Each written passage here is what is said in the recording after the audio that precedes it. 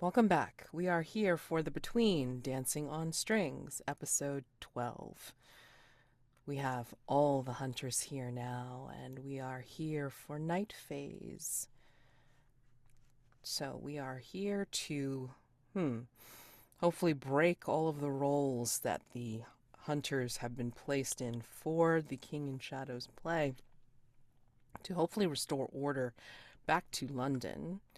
Could I So, uh could I yes, possibly throw in a little bit of business that's like the end of the dusk phase leading into the absolutely. unseen? I Sure. think we just see an almost unprecedented evening edition of the broadsheet that is a true and accurate account of the life and times of they who cannot be denied. And in like 72 point type, like huge headline type on the front, it just says, roll up, one and all. This you must not miss. Tell all your friends, tell all your enemies, tell all the people that you do not know. Make your way to see the King in Shadows, a special performance for your amusement. Go with haste, make your way, see the show. Very nice. So, well, to round that out, actually, I want to hear again what the costuming looks like as you make preparations to leave Hargrave House and head over to the House of Parliament for this, what you intend, Hargrave House, as the final performance of The King in Shadows. What preparations do you make? What costuming do you have? The preparations that Marybelle makes are minimal because sh this whole acting thing, they don't really understand any of what's going on. They have a vague idea of it now that they've kind of seen what's happening. But I think what they do is the secret item that they have taken from the basement that I get to put into my personal quarters because I've been gone so long. They've taken an item from the basement, and it is a small hand stitched, very small, hand stitched doll. It looks like a worry doll if you've ever seen one of those, but it is in the shape, perfectly replica shape of somebody that Marybelle knows. And they put that in their apron pocket. They make sure that their coiled copper hair is shiny and that their face, their porcelain face, has no scuffs. And then they head out the door. Before anybody else gets started, though, as you're heading out the door, Marybelle, I think we see the camera, we'll see you head out the door. Perhaps maybe one galvanized hand is clutching the doll in your pocket, and the camera sees you stop short as two shadowy figures block your path. Everyone else, continue. What are you wearing? Daymond would step out from their room at the top of the stairs, wearing a simple shepherd's cloak, carrying a staff that's just a bit too tall. Dangling from the staff is a leather strap upon which an inverted silver cross lies. The necklace normally worn hung from the staff, in its place draped around his shoulders. Narrow and uncomfortable in such thin fabric is a brightly colored shawl, the only real statement piece beyond the white, speckled hair on his head. And Kemuel is wearing a sort of guess what you might call it a tunic, long sleeved, and it stretches all the way down to the floor and sort of pools, almost flowing like water. And it is white. It is so white, it looks like it's glowing. And across the chest, embroidered in a bright yellow, is a stylized sun. And the rays of the sun flow out around the ribs and down the arms down the sleeves and down the length of the long shirt as it trails down to the floor. And then sort of strapped around his waist, almost like one might have a quiver, is a bright yellow, what appears to be a violin case. And Val steps out of their room in a very ornate, fanciful costume of a Scythian archer carrying the bow that they found in the basement. The costume is red fabric with wonderful golden embroidery across it and a sword at the hip. And I think they step down the stairs and say to Daymond Grey, well, do you think this will pass muster, Mr. Grey? Daymond will simply look up, and the inner demon will take hold in this moment, and I would like to use the shepherd's crook to kind of pull the hood, the big pointed thing, just kind of down to see if it pops back up.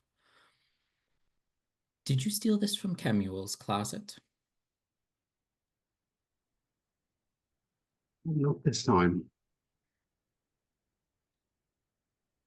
This is one of yours? It is a curious. Valentine, I did not think you had it in you. Colors? It is a delightful outfit, well befitting of an ancient Sisyphusian archer. I hope I can reach some conclusion, unlike poor Sisyphus, and that we shall put an end to this matter tonight. Now, where are the others? Kemuel's probably waiting for us to line the halls with applause before making a grand entrance. And knowing Marybelle, probably headed out wearing exactly what they were wearing earlier today. Well, she, for one, needs no costume to fit in on the stage. No, she doesn't. Shall we give Kemuel what they're after? I suppose so. And we take up positions at the bottom of the stairs and begin a light applause. And Kemuel appears at the top of the stairs, making a sort of gesture to say, bring it up. And they make their way down, saying, did we hear our name? Are we all ready for a lovely evening of theater? Daymond will blink several times at the blinding, biblically white outfit that you've got on. Absolutely. Marybelle's already standing outside the door on the stoop. Well, it appears our time on the stage is here. Marybelle, your path out, excuse me, away from the grounds was already blocked. You were outside waiting, or actually on the way, when two shadowy figures wearing veils of black lace, elbow-length satin gloves, and iridescent ribbons which seem to move on their own, hovered in front of you, and their veils seem to get closer to your face as if to examine you, and they tilted their heads in opposite directions as if to examine you, and they speak in a strange monotone but alternating words as if completing each other's sentences. Ah, you are the one we have come to see. We were told you are the most fascinating of them all. Come. You are the one we were told to costume. Good evening. I'm Marybelle. I do not believe we've been introduced. They speak And in none unison. of the unison like switching back and forth doesn't really bother Marybelle. Mhm. It doesn't seem completely abnormal because they've seen a lot of weird abnormal things. They speak You in seem to unison. be inviting me somewhere. However, I do have a prior engagement, and it would be rude for me to not be punctual. They speak in unison. We will take you there. We are responsible for costuming you appropriately. We are the Sisters Sendula. Is my costume not appropriate? The veils look you up and down and up and down, and then look at each other, and then shake their heads violently, and then say, no. I beg your pardon, but I would like a second opinion on this fact. Kemuel, And the iridescent ribbons,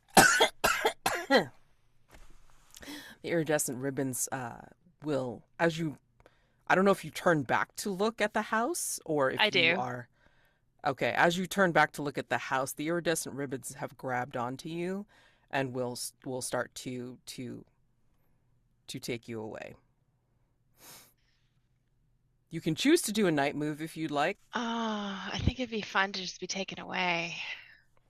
Yeah, I'm just gonna let it happen. Yeah.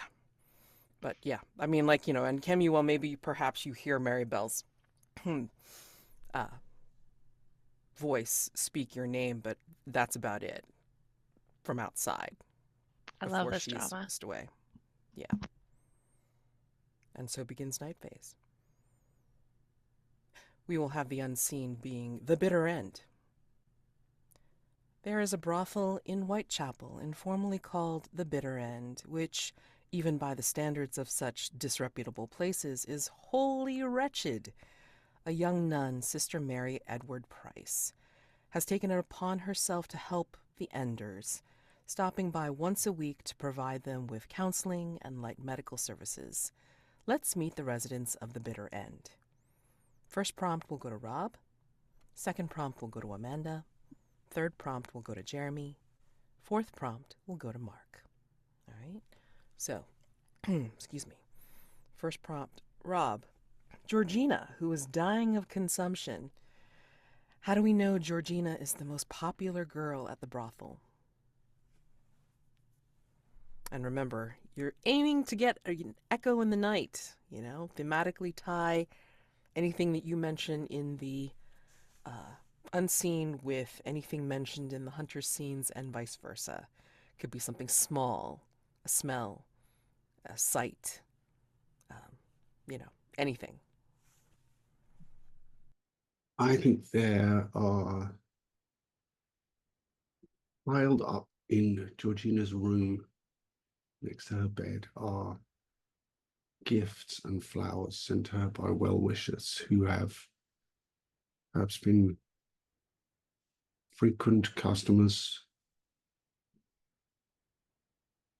who, having heard of her current affliction, have taken it upon themselves to send gifts and money and flowers and cards and well wishes of all kinds in order to assure that she has a place still to stay, even though she increasingly isn't able to work.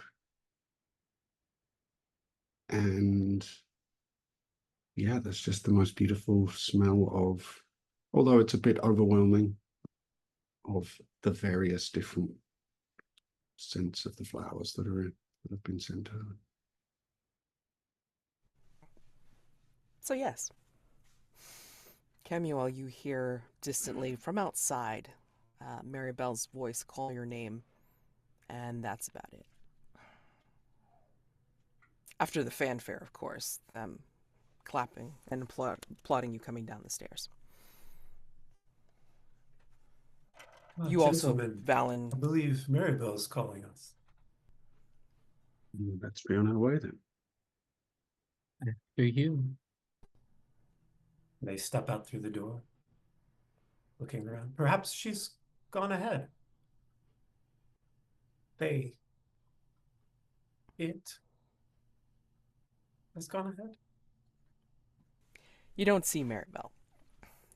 What you do see is maybe their footsteps in the yard from the door, and then what look like drag marks for a little bit, and then nothing. Well, that does not bode well.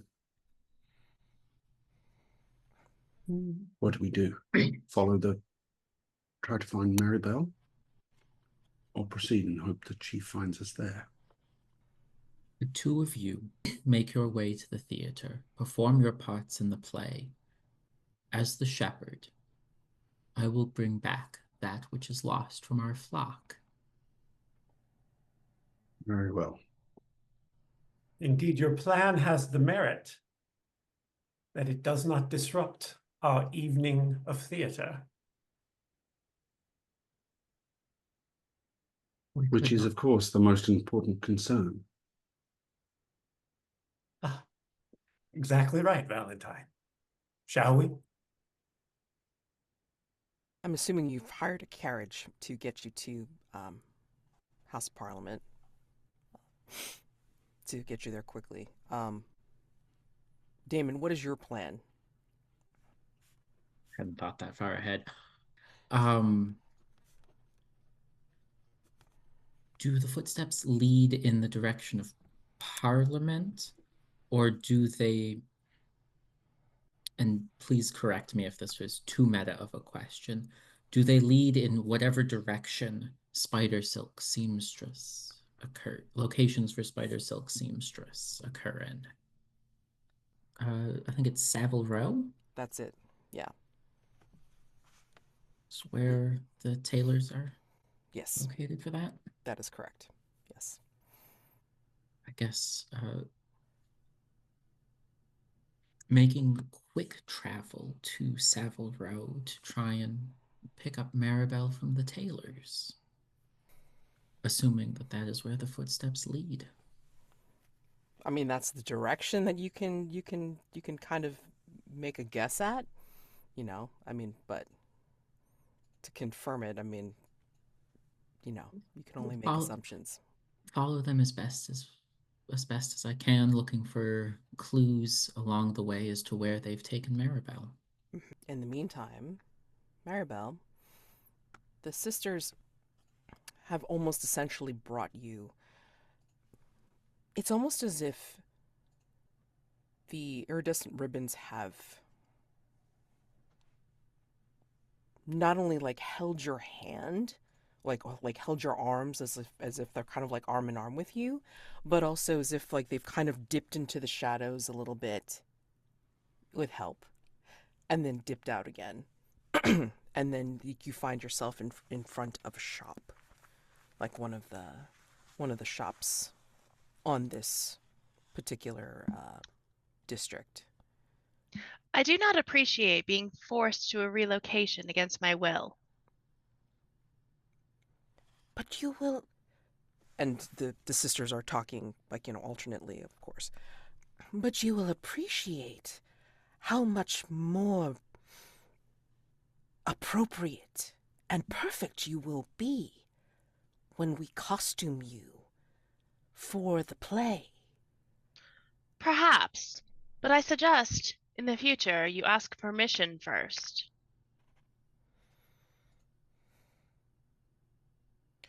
We do the bidding of our mistress. Our mistress And tells us what to do. in that case, I will demand an apology from your mistress. The Veils bow.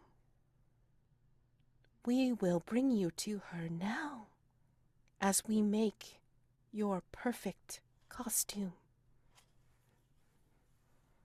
The maw of the door of the shop opens in front of you, Marybelle. Amanda. Nanette, sweet-natured and petite. How do we know Nanette is doing this because she has no other choice? So, Nanette has a presence. In every room that she goes in the brothel, she draws attention, even when she doesn't mean to. There's something strange or fantastical or ethereal about her. And she could be, well, she should be a star on stages across England. And she has tried, but when she's around, accidents happen. There's these strange tricks. Well, they would be tricks, pranks, but they're dangerous and even deadly sometimes. And they follow her when she tries to make something of herself, make something big, more important of herself. And it's not just in her stage life, but in her regular life, ever since she was small. And her parents, they said she was replaced, that she was different than what she used to be, but she doesn't remember any of that. She just remembers that since she was small, she had a feeling that she was being watched and followed, like she was never really part of this world. But here in London, food needs to be bought and rent needs to be paid, and fey or not, the human world demands its due. Kemuel, Val. Carriage rolls up. Parliament is here. And Kemuel, like, your followers have pretty much just packed it in. The usuals, the regulars for the King in Shadows performance. I mean, they're there. They're chattering away. They're trying to leech onto any of your followers that have, like, crammed into the performance as well, given your call, your beckoning. But they are completely drowned out by any of their, any of their any of your followers chatter and just fawning. And I think some of those your followers on the edge, see you approach. They can't help it, of course, and they are immediately coming to you, and or they're they want to come to you. They want to touch, but they're afraid to, and they just look upon you with awe and dread, but also just fearfulness, but also worshipfulness. What do you do? And Val, of course, you're trailing behind because it's like, they're all there. Like, those that are there for Val are just, looking upon them with these looks. Kemuel gestures with a hand to halt them from drawing too close, and then they do sort of the Queen of England way of making their way forward. Ah, what an extraordinary evening this is like to be, Valentine. This is not mundane, but a beautiful sight. And then they We, sort of draw a little packet from their sleeve. Would you care for a candy? And there's these little green, maybe penny candies in a wax paper packet. why, thank you, Kemuel. Is that a theatrical good luck charm? In my Ah, experience, actors are most superstitious people. well, all of our luck is good. But these taste marvelous. You seem to be thriving upon this, Kemuel. You do realize we are in some considerable danger here. Do you really think so, Valentine? Ben, You, can you doubt it? well, if that is the case, then even less mundane an evening this is likely to be. How exciting! It gets our blood pumping. Have you ever performed on the stage, Valentine? I have trodden the boards in the past, from time to time. Excellent. We One look of my forward. one of my patrons once was a great patron also of the theatre. We look forward to watching your performance. Kemuel, is this stuff that you're offering Val? Is this stuff that you got from the botanist? It's it's very possible that that was something that was found in the botanist's whatever conservatory or wherever we were. Did you have some of this stuff already, or you're just offering it right now? Offering. Did you just take some and eat some now, or what? What's going on right now? I mean, I'm just trying to understand where this current euphoria is coming from. Because is it coming from all of Kemuel's worshippers like gathering in one place and giving them some serious crowd vibes, or are we I talking like, we're talking some emerald orchid juice? What are we talking? Yeah, I think it's I think like they're almost intoxicated through Uh-huh. uh, this combination of the sort of communion that's been uh, dominating their thoughts all day, Uh-huh. and then being bathed in the glow of all their worshipers. Uh-huh. Uh, they're almost drunken, sort of in their demeanor, Uh-huh. and euphoric. Yeah. Oh yeah. So I'm gonna say definitely night move with disadvantage because of plant passenger and because like you're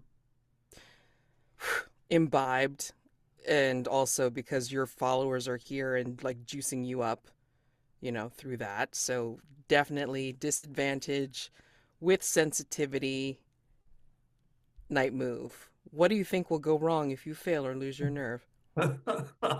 Oh boy.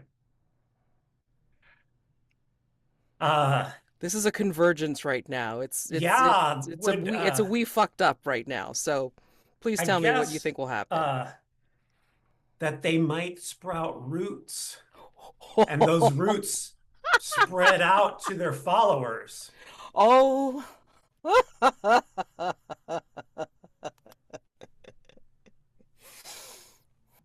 Ah, the wee plant passenger. Remember how I said that the hive mind of the of the orchid is, doing you one better? It's really going to come through now, especially because you're so close to the King in Shadows. So as reality bends here, so too shall Kemuel's reality, and the plant consciousness, hive mind. I don't know what you want to call it.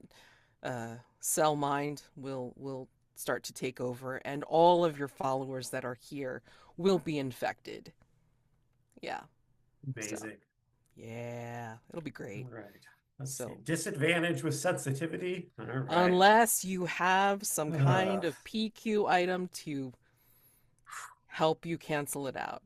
I don't know that any of the personal quarters items will dig out of this hole. uh, that is wait. Nope, that's 6. Oh! Oh! Oh! Whew. Okay, so here's how it goes wrong. As you're offering this, and Val is talking and, reminiscing about this, I think the plant passenger is starting to feel, because this is Act 1. Act 1 is going off as you both arrive.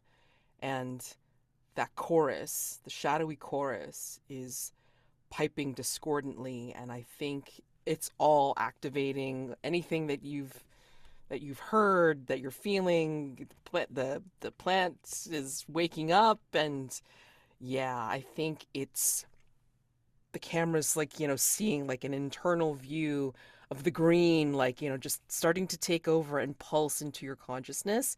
Your eyes start to turn green, and we start seeing the blooms, like, flash in your eyes as well, like, literally turning your pupils turn emerald, and all of your followers here flash emerald green in their eyes, and anything that you say from here on out will also come out of every follower's mouth as well. And it will also start spouting the green's tenets. I forget what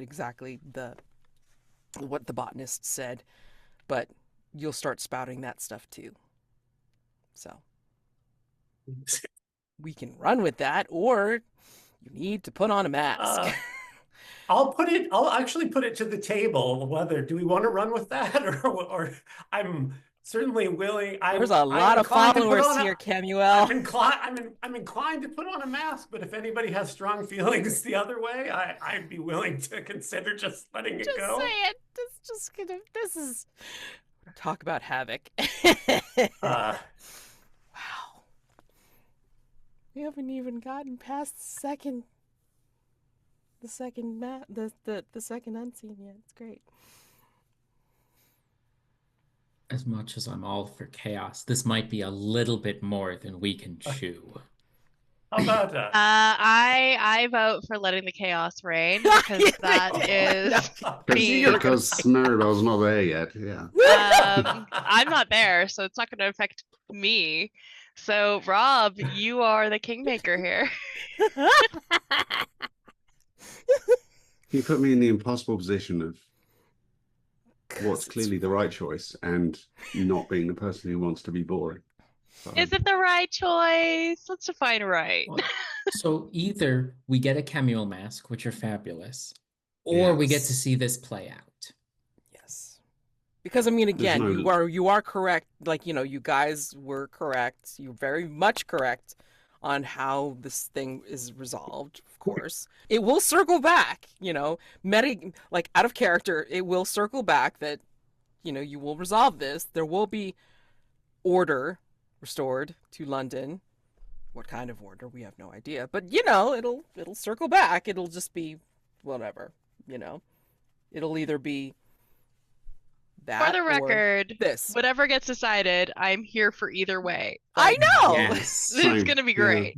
We do also have the mask of dissociation from this threat still available. Oh, and yeah. that goes away Oh this yeah, this we don't wanna evening. lose it. Somebody How needs would you to guys, how would you Ooh. feel about marking that? Like if I mark the mask of Yeah. dissociation so Yeah. that we make sure and use it because we don't want to let that. Yeah, I I'm don't want to into let that. that Yeah. slide. All right. Yeah. Okay. I've not Would somebody thought be about kind what I'm enough gonna do. to remind me what the mask of dissociation is while I look for it in the character I keeper? was just going to look it up. Yeah, Throw no it in the problem. chat. Thank you. Oh, wrong. Whoops. Oh, yeah, it's not on the threat thing. That's a Oh, very no, it is. strange accidental sorry. post. Yeah. It's like a word that doesn't mean anything. It's a word I've never heard of. Yeah. Like, so are you going to take it? Or I can just tell you what it is. It's fine.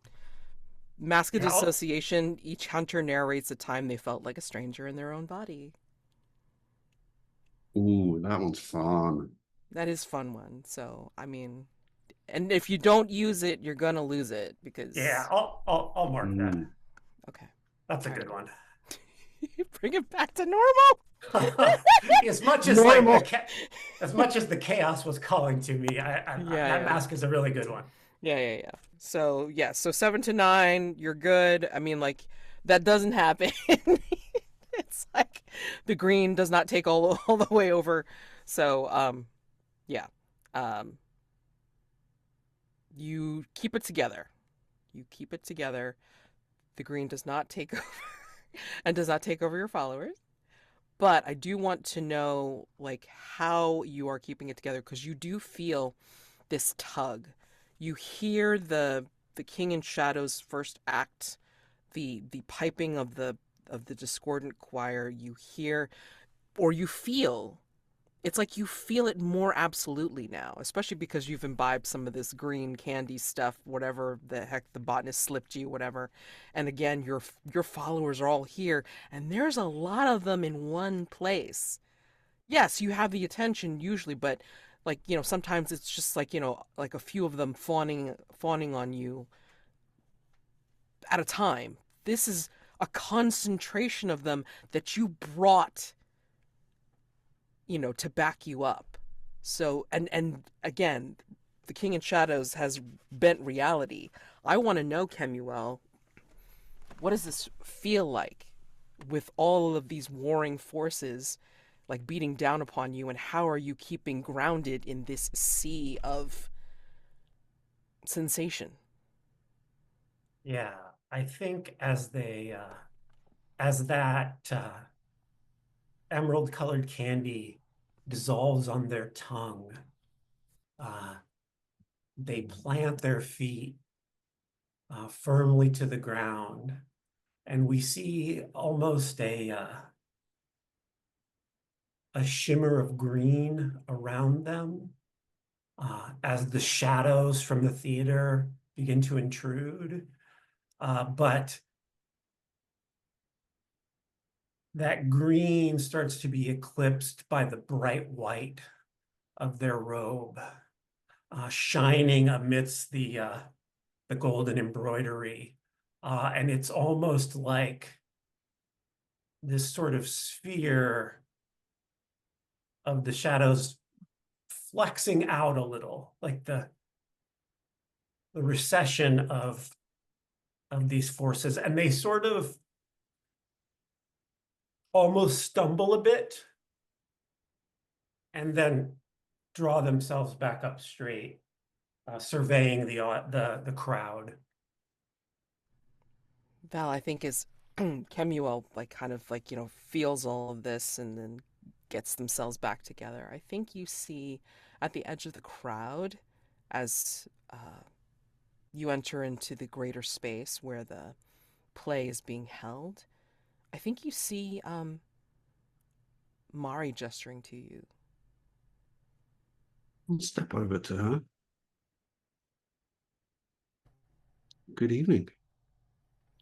Good evening. You are here to end this, aren't you? I am here to play my part.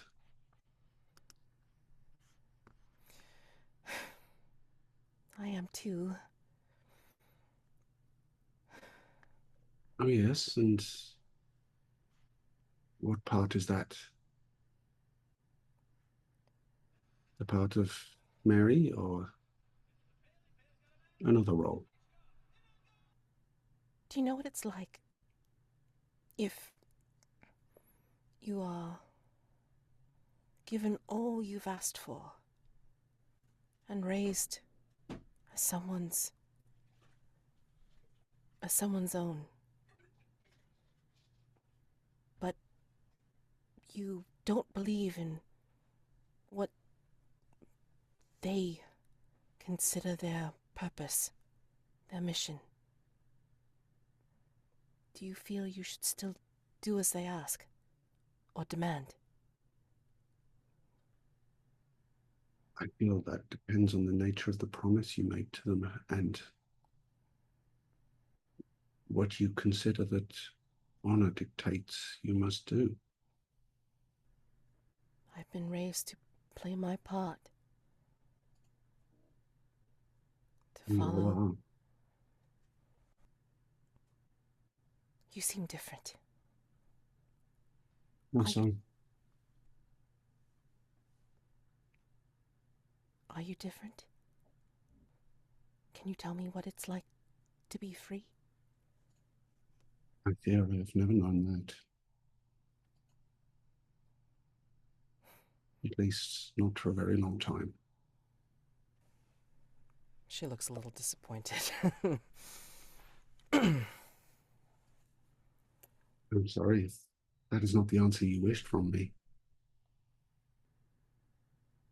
I was hoping for an answer between being loyal and just following along and being pulled by my strings. Speaking of strings, Daymond, what are you doing to try and find Marybelle? Time is of the essence. My immediate first thought is a ritual to observe Marybelle's location, to try and find them that way. But in this costume, I said no rituals. I feel that must be broken this evening. Daymond wouldn't be able to think of another way of finding Marybelle, short of no. It could take an analytical eye, something rare from him, and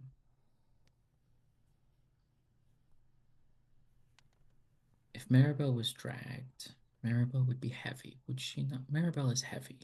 It would take more than one person.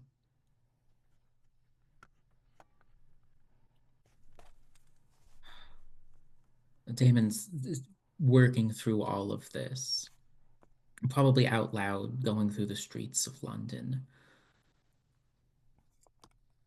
trying to come up with a plan that does not involve the strings that are currently bare on his chest in this light fabric. Light fabric. Marybelle wasn't in costume. And I think the wheels in Daymond's head will start to spin.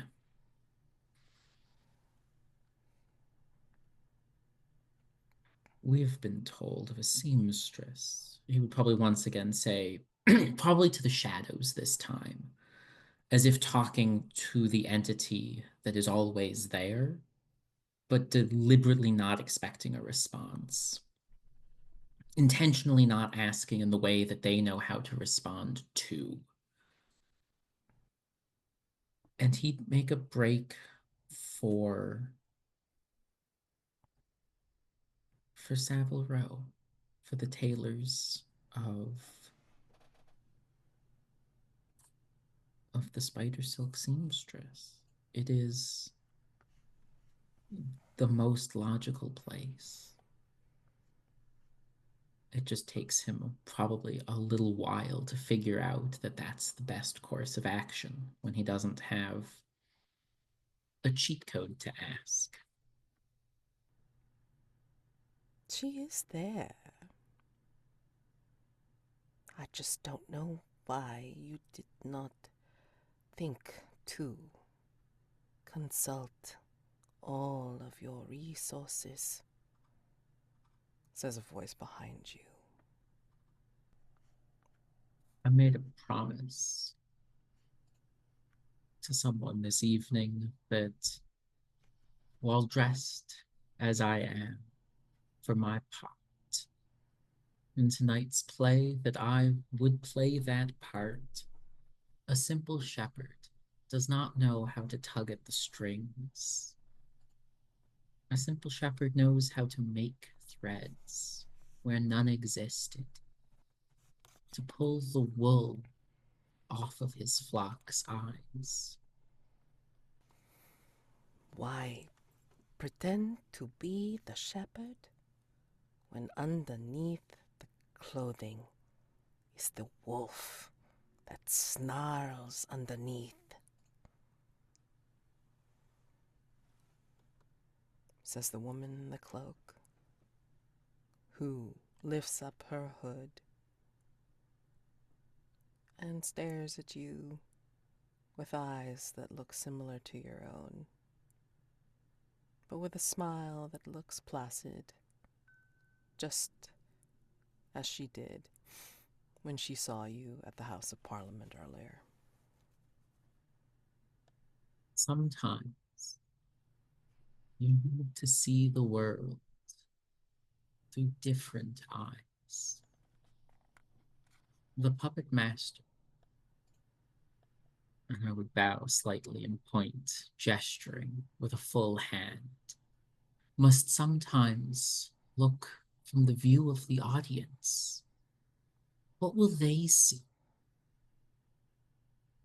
Will they notice the stitching that you've done on the back of the puppet's outfits? Will they notice that one of the trees is painted a slightly different shade of green?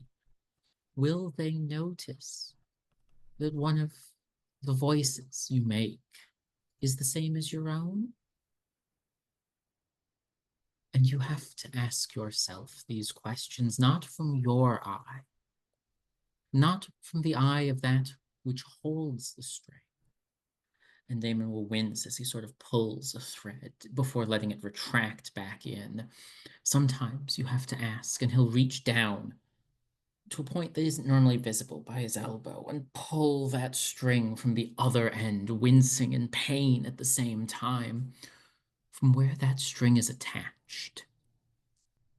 And right now, that string is attached to a dear friend of mine, someone most beloved, and they need my help. I will meet you at the Houses of Parliament. Or you may come and help me. Save someone who will sit in that audience one day because they choose to, not because they were made to. And she stares at you with those eyes. And she says, with a wondering tone, "You almost sound as if you care for this person, that you actually love her. Is this so?" A shepherd loves his entire flock, welcomes them with open arms. Kemuel, Valentine, Marybelle, Dr. Weiss, all of the others, each one of them, the entire house is under my crook. And mysteriously, she actually smiles at you. Jeremy, Candace, whose 3 children live with her in the brothel, in what ways has Candace tried to create a normal life for them here? Children's needs are easily taken care of. Regular meal times are normal at the bitter end. They're able to head to school regularly, but it's the evenings when Candace works that are the most difficult. And so it is the games that Candace leads her children in that give them the most sense of normalcy. each night as Candace goes to work, doing whatever it is her clientele ask for. The children are occupied with various tasks. Candace has turned each of these tasks into small games to hide the fact that they live in a brothel. Some of her most recent additions have been Hide from the Bear, the game involving hiding under the bed from one of the large regulars of Candace, Mr. Redmond, who resembles that infamous creature. The Flower Gardener involves the children running throughout the brothel, getting water and vases for various bouquets given to the employees. They know the route from the kitchen to Georgina's room quite well. One of the more recent ones, especially as the weather turns cold, is the coat merchants. The children deliver coats and cloaks to various customers to and from a storage closet, especially made, tailored to order. These coats seem to fit every customer perfectly.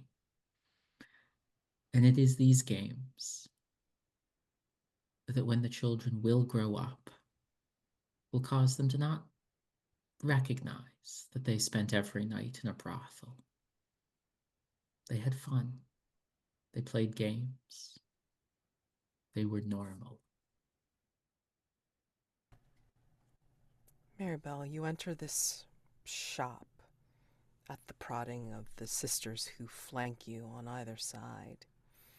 And it's almost as if your eyes have been covered over in a drop cloth or something to create this feeling of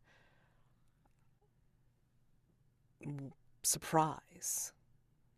You're entering darkness, and then all of a sudden it's as if lanterns or sconces have been suddenly lit from within, and it is almost warm and welcoming.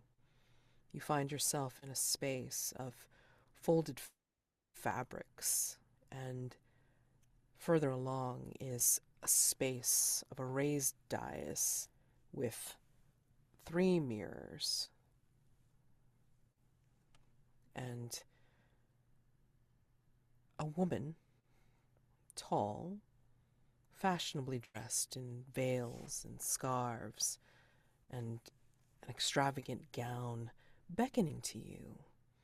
Her hair is of a silvery gold. It's hard to tell in this dim light, but she beckons to you.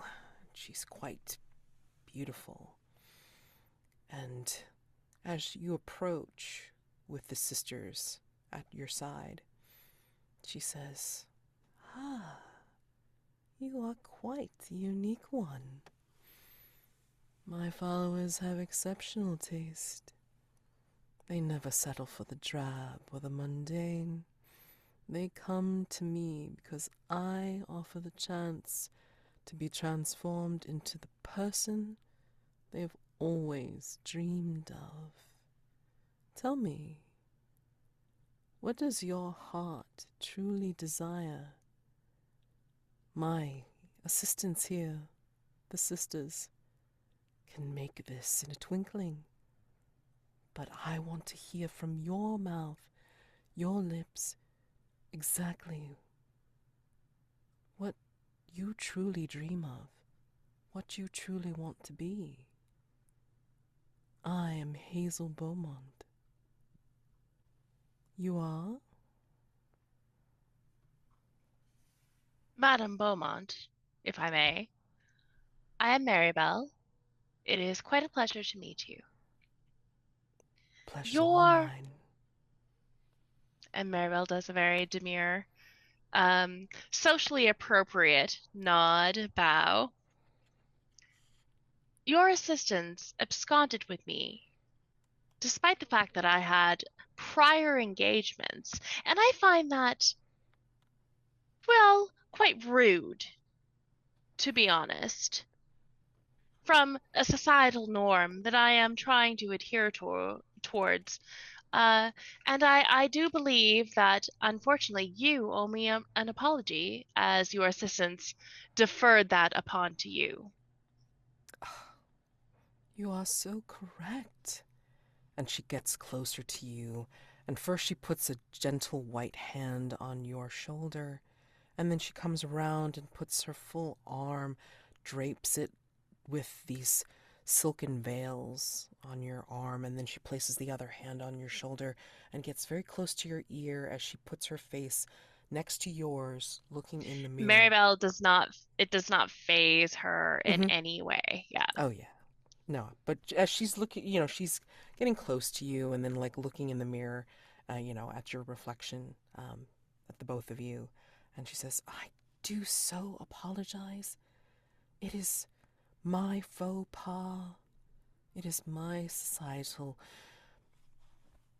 detriment, but I could not help but see you and, of course, my assistants. They could not help be drawn to someone of your unique bent. And they told me they had to dress you. They knew this occasion was coming, that the play was on its final legs, and they needed to give you that last costume to embody the role you had to play. I don't understand why the outfit I am wearing is not costume appropriate. However, if we can get this done in time, I am fully amenable to whatever costuming that you are willing to impart upon me. You will come back then. You will come back and let us meet your heart's desire then. Yes? Oh, in that case, I should probably let you know I do not have a heart. You speak to me now, though. You have words, you have thoughts. You must have I have a desire. spark. I have a spark of life. I don't have a heart. Spark. Not in the way you speak of. Spark is the start. The start, but not the end. No, never the end. Well, And thus, you suggest that I aspire to be more than what I am. I aspire to be exactly what I am there's in all of its always ways. so much more of what you are. It is very possible. And look, the sisters have completed your costume. As I said, in a twinkling. Well, let's see then. And they did complete it, like, as she was talking to you. I mean, it's almost as if, like, she had you, like, lost in a dream and lost in her words. So tell me, paint your own scene here. Tell me what outfit bespeaks kindness, this role that you play, not of a beast, not of cruelty, not of ruthlessness, but of kindness, making Marybelle of this human, more human embodiment of kindness. It is the outfit of a nurse. Of the nurse that is at the bedside of a sick person, knowing that they may or may not survive. It is clean and pressed and sterile and kind in that because it is clean and pressed and sterile. It is not bringing in any unwanted things, germs, anything. It is just a visage of helpfulness And Marybelle looks at it and says, "Yes, I will wear that. However, I will still place my apron upon it. And do not take my dress from me." And she points to the dress that Daymond Grey had made for her. "If you take this from me, I will be extremely upset. I hope you understand." She looks you up and down and looks at the dress, and actually a small smile appears on her lips, as if she knows something that you don't. "I do understand. There's a connection there. I would not dream of severing it whatsoever. Remember to come back." "Shall we make this quick? I am late for my engagement." "Oh, you are done. We will Ah, have the sisters escort you directly to where you need to go and get you there in a twinkling, of course." And she bows, and they escort you out of the shop. Whether I or think not it's not until later that Marybelle really clues into the fact that this seamstress did not fully actually apologize for kidnapping her, basically. But that's a later thing. Yeah, exactly. Kemuel. So, kept it together, and you've got your followers like the rock star you are. You've got your followers like, getting you in there. Act 2 has begun. And, yeah, I mean, how are you counteracting or breaking what's going on?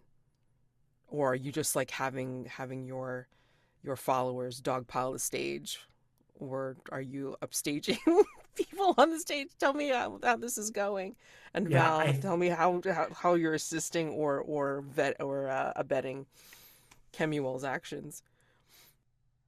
unless Val wants to inject something different, I think Kemuel has made their way up onto the stage, participating in the play, uh, and then at one point they just step forward, disrupting the scene, utterly breaking character, uh, and speak out to the audience, particularly to their followers. "We are here to bring the light. Rise, children, rise, my flock, and sing out as we play." I'm trying to think. Yeah, this is definitely a night move again. I mean, it's basically where the play actors slash the King in Shadows is probably going to intervene now and try to bring down you know the full force of their no, you're going to get kicked out, Kemuel, to put it mildly, um and try to break up what you're trying to break up, for sure.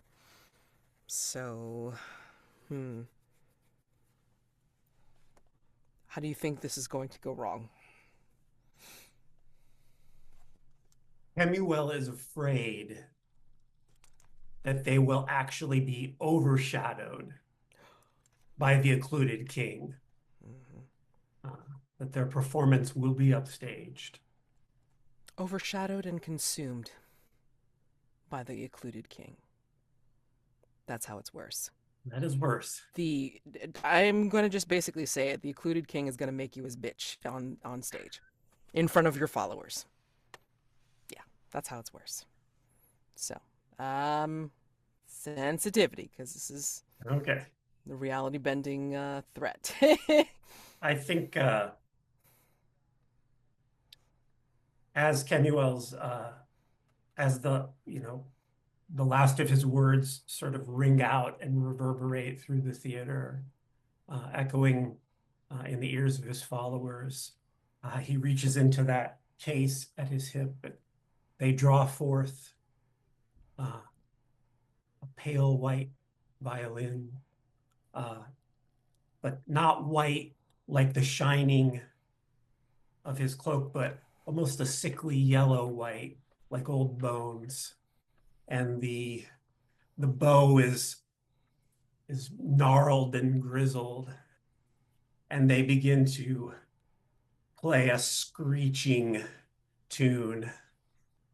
That is a 9. Okay. All right. Tell me how you succeed in keeping everyone's attention, not only your followers, but the not and the playgoers upon you, and I will give you the complication or condition. I think as that sort of screeching, ghostly hymn plays, Kemuel calls out to his followers, "Now, children, now, speak my name." And they begin to call out in unison. And as they do, the other theater goers' ears start to bleed. And they revel in the beauty of this bizarre musical ritual. I'm debating whether I want to make give you a condition, or if I just want to give you something to think about. Darn it. Let me give something to Val first, and then I'll come back to this. Val, I think off to the side is like Mari's like looking a little bit disappointed and also kind of torn. I think she's like looking on and wondering what to do. And I think there's somebody behind her, or somebody that calls out to her in a very sharp tone. It's an old woman, and if Marybelle was there, it's like she would know. I mean, sorry, they would know who this is. Um,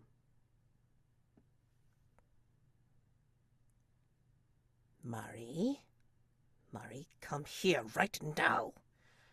And this old woman is like ordering like Mari to come over to her, and then Mari kind of like just retreats to the old woman and looks back at you over her shoulder with an apologetic air, and just says, "I'm sorry, I have to go."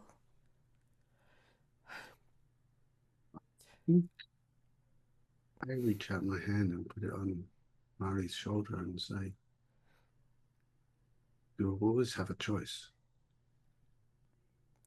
Before she'll put a hand on your hand and say very quickly,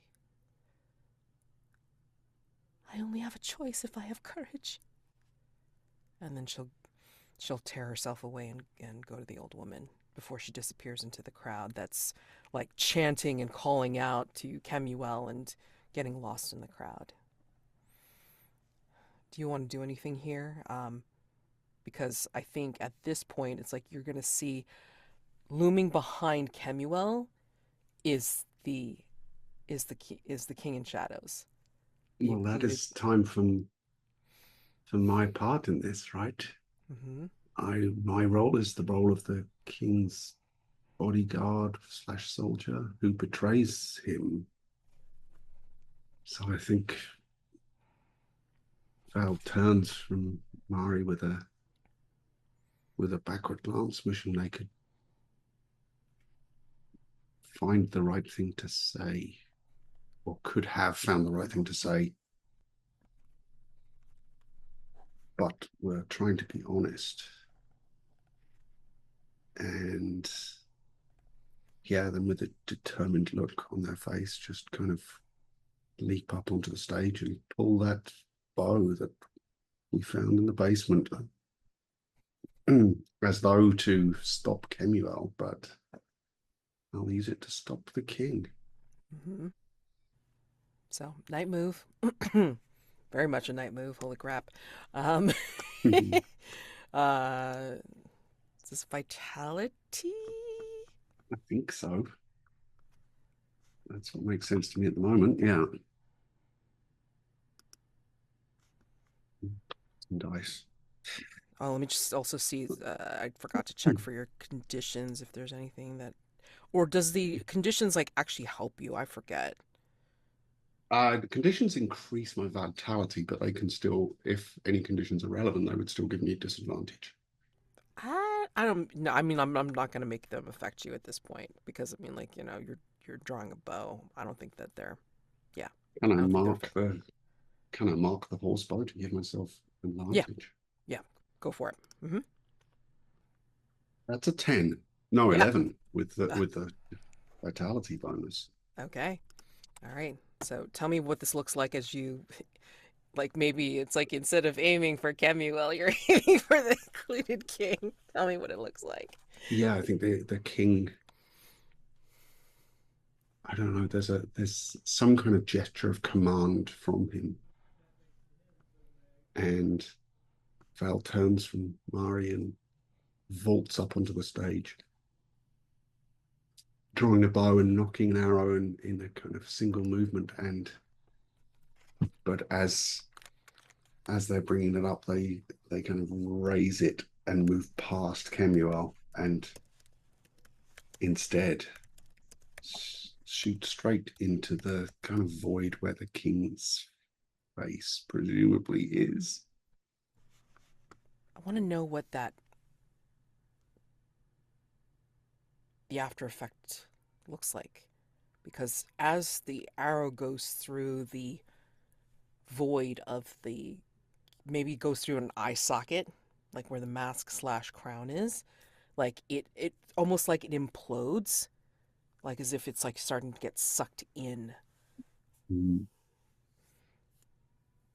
Like what does that look like, or what does that seem to happen to the audience or to Kemuel who's right there? What's the sensation that Kemuel starts to get being that close? Was that a question to me or to Kemuel? Sorry. To you. Oh, I'm sorry. Yeah, I No, think no. it's almost like as the arrow strikes, everything in the king's form is kind of sucked inward. And I think what Kemuel feels is his robes whipping up around him as they're pulled backward toward this kind of void that suddenly appeared, like it's sucking air and light and everything into it, Uh-huh. Yeah. I into the fragrant void, perhaps. Oh, eek. Well, I mean, not going to go necessarily that far, but I will say that as your robes, because you said they were flowing like water, Kemuel, I'm going to say as like they're whipping around you and you're getting this sensation of being like in like waves of sunlight and light. Um, it's almost like covering you from everybody else, like you're in your own um, uh, your own sunbeams or what have you. And this darkness is like starting to recede because of the arrow. I want to say that there's also this kind of darkness that kind of peeks out in between the beams of the fabric. And what happens is like this void looks at you and you look at it and you get this sensation of the void looking at you and pressing its lips to yours and like you're touching it and you're like melding with it, sharing consciousness with it for like this infinitesimal second, and then like, you know, it releases you and you release it, and then everything drops out back into this reality. And your condition at the moment is Kiss from the Twilight Void. That is so good. What is the expression on Kemuel's face once they come out of it? Desire.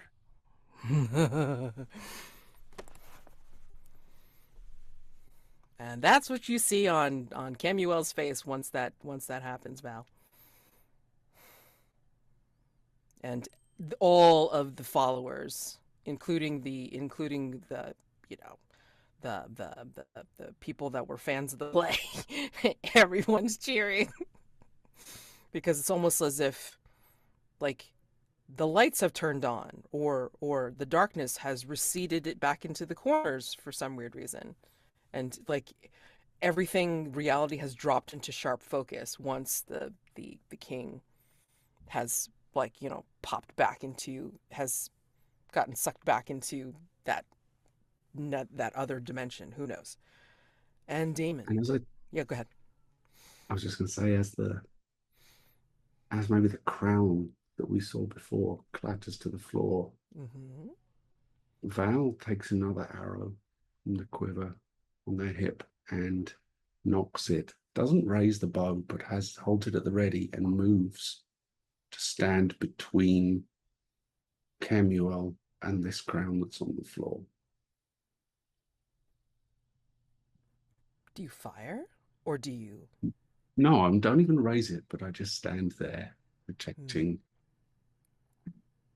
Nice. between them and the crown.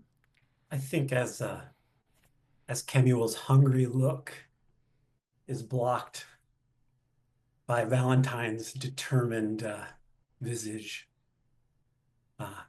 we see like malice flash in his eyes, in their eyes, and then a smile, and they turn to the thunderous audience, throw their arms back, and take a deep bow. And I think at that, Val just closes their eyes for a second and just gives a breath of relief. Daymond, I think you arrive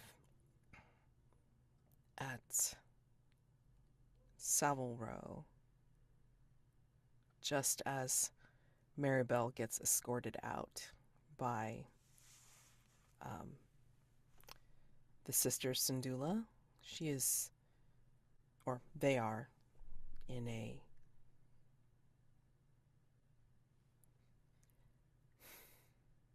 they're in a nurse's uniform, but there's something about this uniform that gives Marybelle a whole new aspect. They seem more human, more kind, as if they're ready to give solace to someone.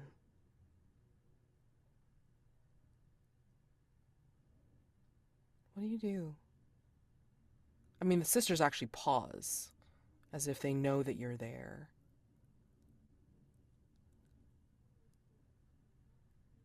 And Marybelle, you do see Daymond come up.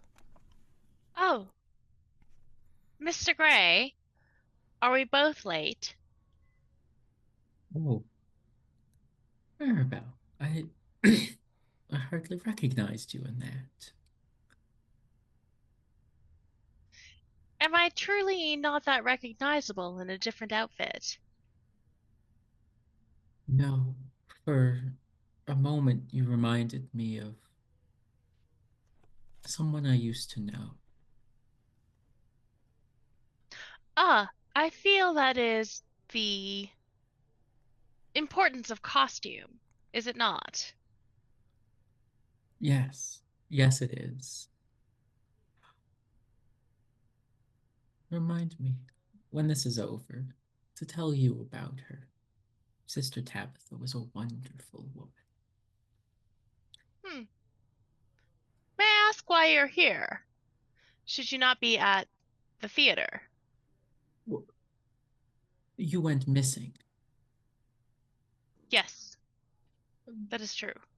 As a shepherd, gesturing to my own outfit, I came to recover a lost member of our flock.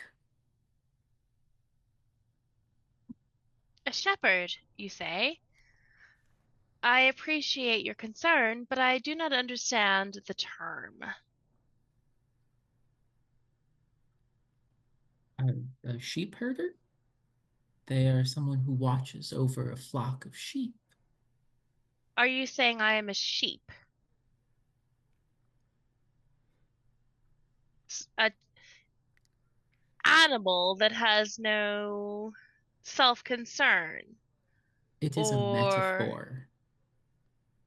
In this case, a metaphor for someone who is lost and may, only may, need guidance back to the group. You hear a whisper in your ear, and your ear alone, Daymond. You could be pulling their strings if you wanted. To answer the voice and continue the conversation with Marybelle, you are no beast. truly I'm not. It is strange to me that you find. Do you believe yourself to be in a position of power above me? We're running late. We should head to the theater. If you clasp our hands, we can get you there in a twinkling. I have determined that when they say in a twinkling, they mean instantaneously. Well, then, by all means. And Daymond poignantly will not look behind him.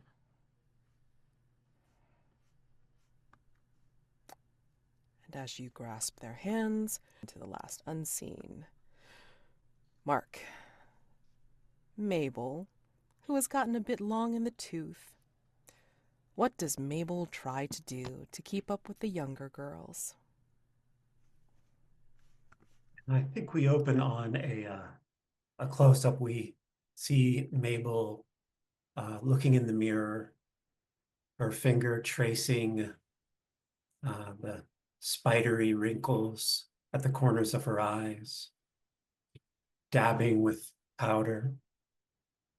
And she looks down at the nape of her neck and sees the skin looking a little loose, drooping. But she effects a wry smile, and she fastens a large purple bow around her neck at the nape, and steps up from her vanity. And we see that the room around her, to the extent it can be in this downtrodden den of iniquity, has been made sumptuous and sensual with sleek curtains and sheets, velvet and silk. Perhaps it seems she's devoted some substantial portion of her earnings even to fitting this room in such sensual style. And she opens the door and invites in a rather stern-looking gentleman with dark brown hair and a big mustachio, and says, "Come in, darling. Hugo, make yourself comfortable. Yes, settle into the bed." And we see her her hand reach back towards the vanity and snatch up a small metal tin engraven. It's a silver colored tin, but sort of embellished on it is a large green, maybe it's a beetle or a large fly.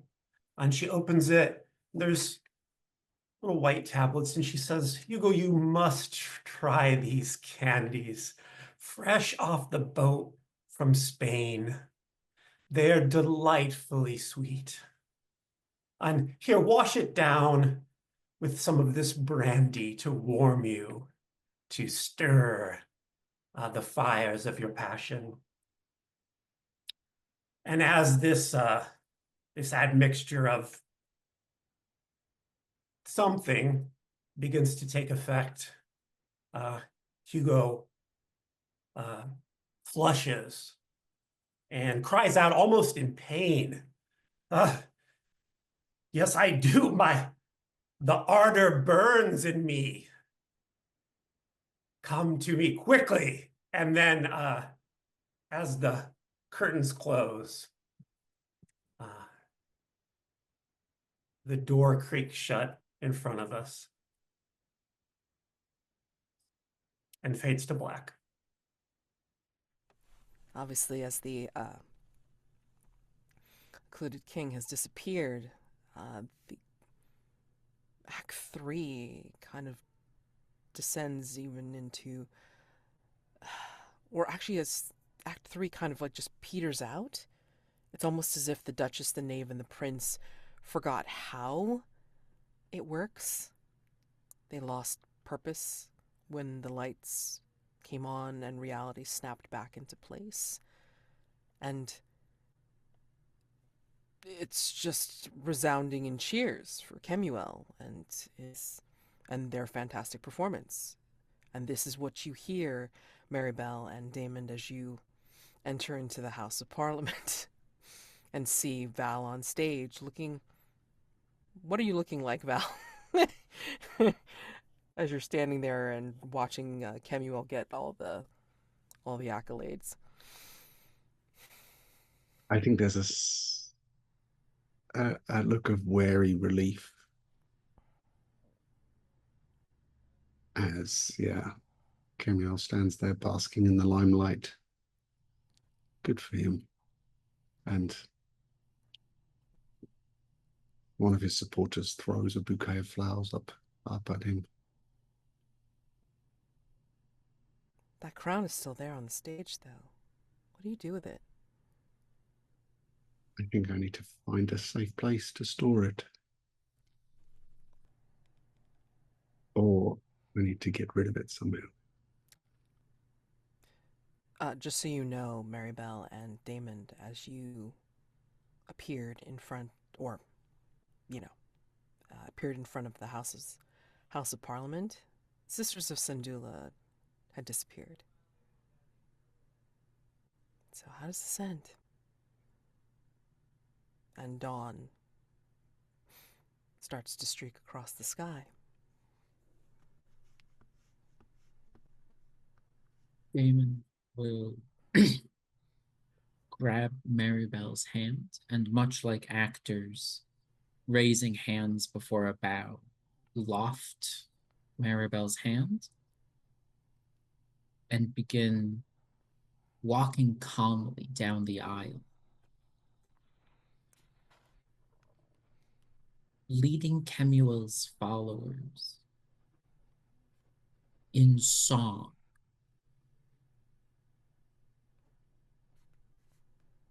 It is not a song that any of the followers will remember in the morning. It is not a song that any of the followers know the words to. It is in a language that Kemuel is the only one who knows, a dead language. That Daymond Gray doesn't even really pick up how he's learned the words. It is an old song, chanting praise for Kemuel and his guard. And their guard for banishing the occluded king. And I think Kemuel having caught the bouquet that was thrown out of the air, begins to pluck flowers from it, tossing one to Mr. Gray, and another to Valentine, and a third to Marybelle, and scattering the remainder to his followers. And as Kemuel's form shines bright, almost too bright, almost blinding, and we see the sort of rapt, almost delirium of the followers in song, belying their sort of rhapsodic delight. They look haggard, they look worn, they look depleted. And Kemuel looks satisfied. O red bodyguard, keeper of the white, what will you do with your trophy of might?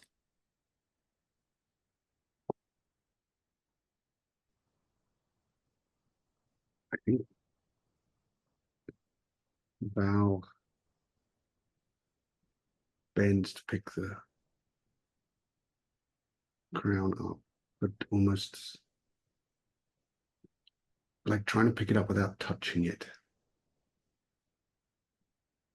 Because that's something that she fears to lay finger upon, and like wraps it in a piece of cloth from the costume, the cape from the costume, and tucks it under their arm and says, well, it seems our hour upon the stage is concluded.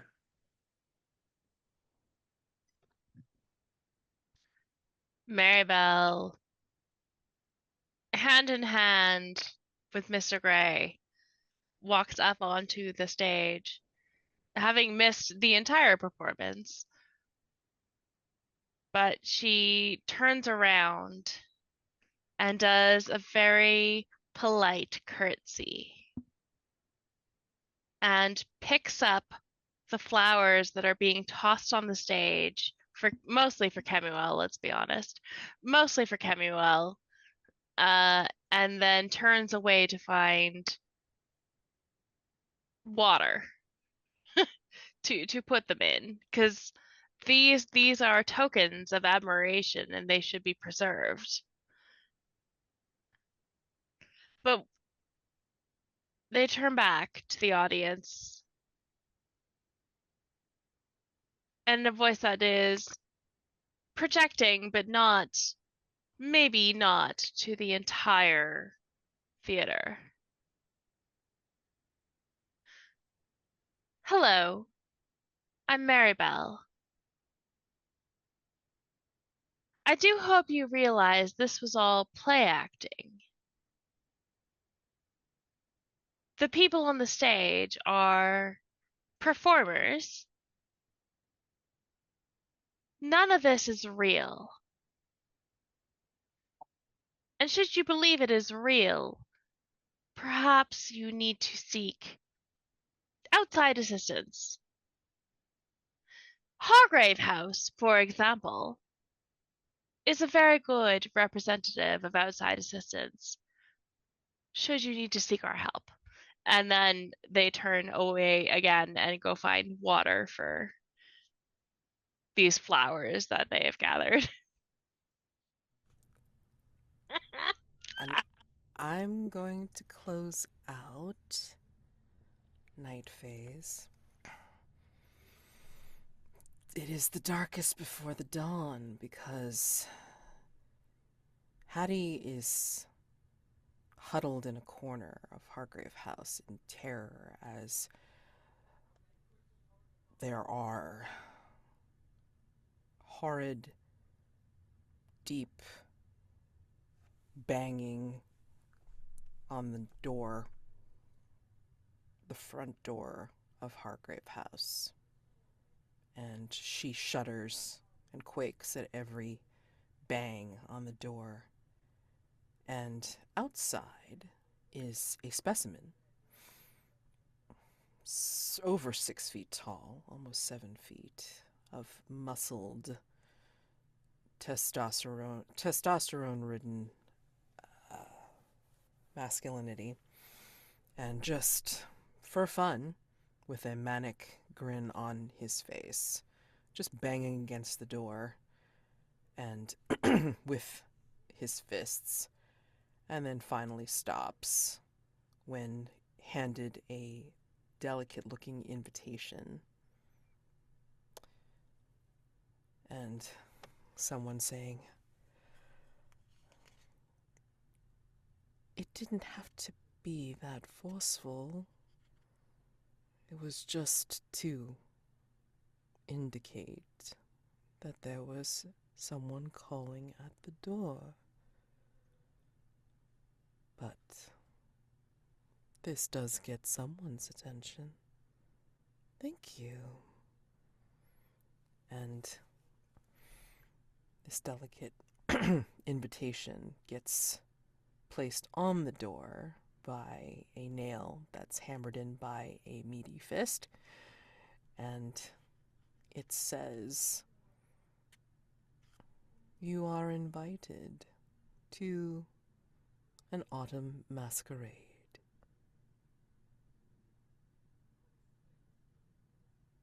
And the hulking form of someone formerly known as the Shoreditch Slugger proceeds to leave with someone dressed in flowing veils and scarves. And we are out of night phase and into the dawn.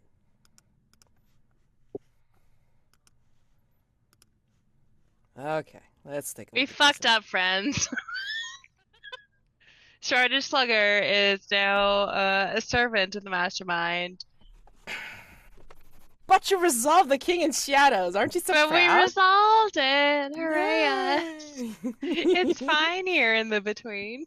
It's all good. It's all fine. You're fine. Okay.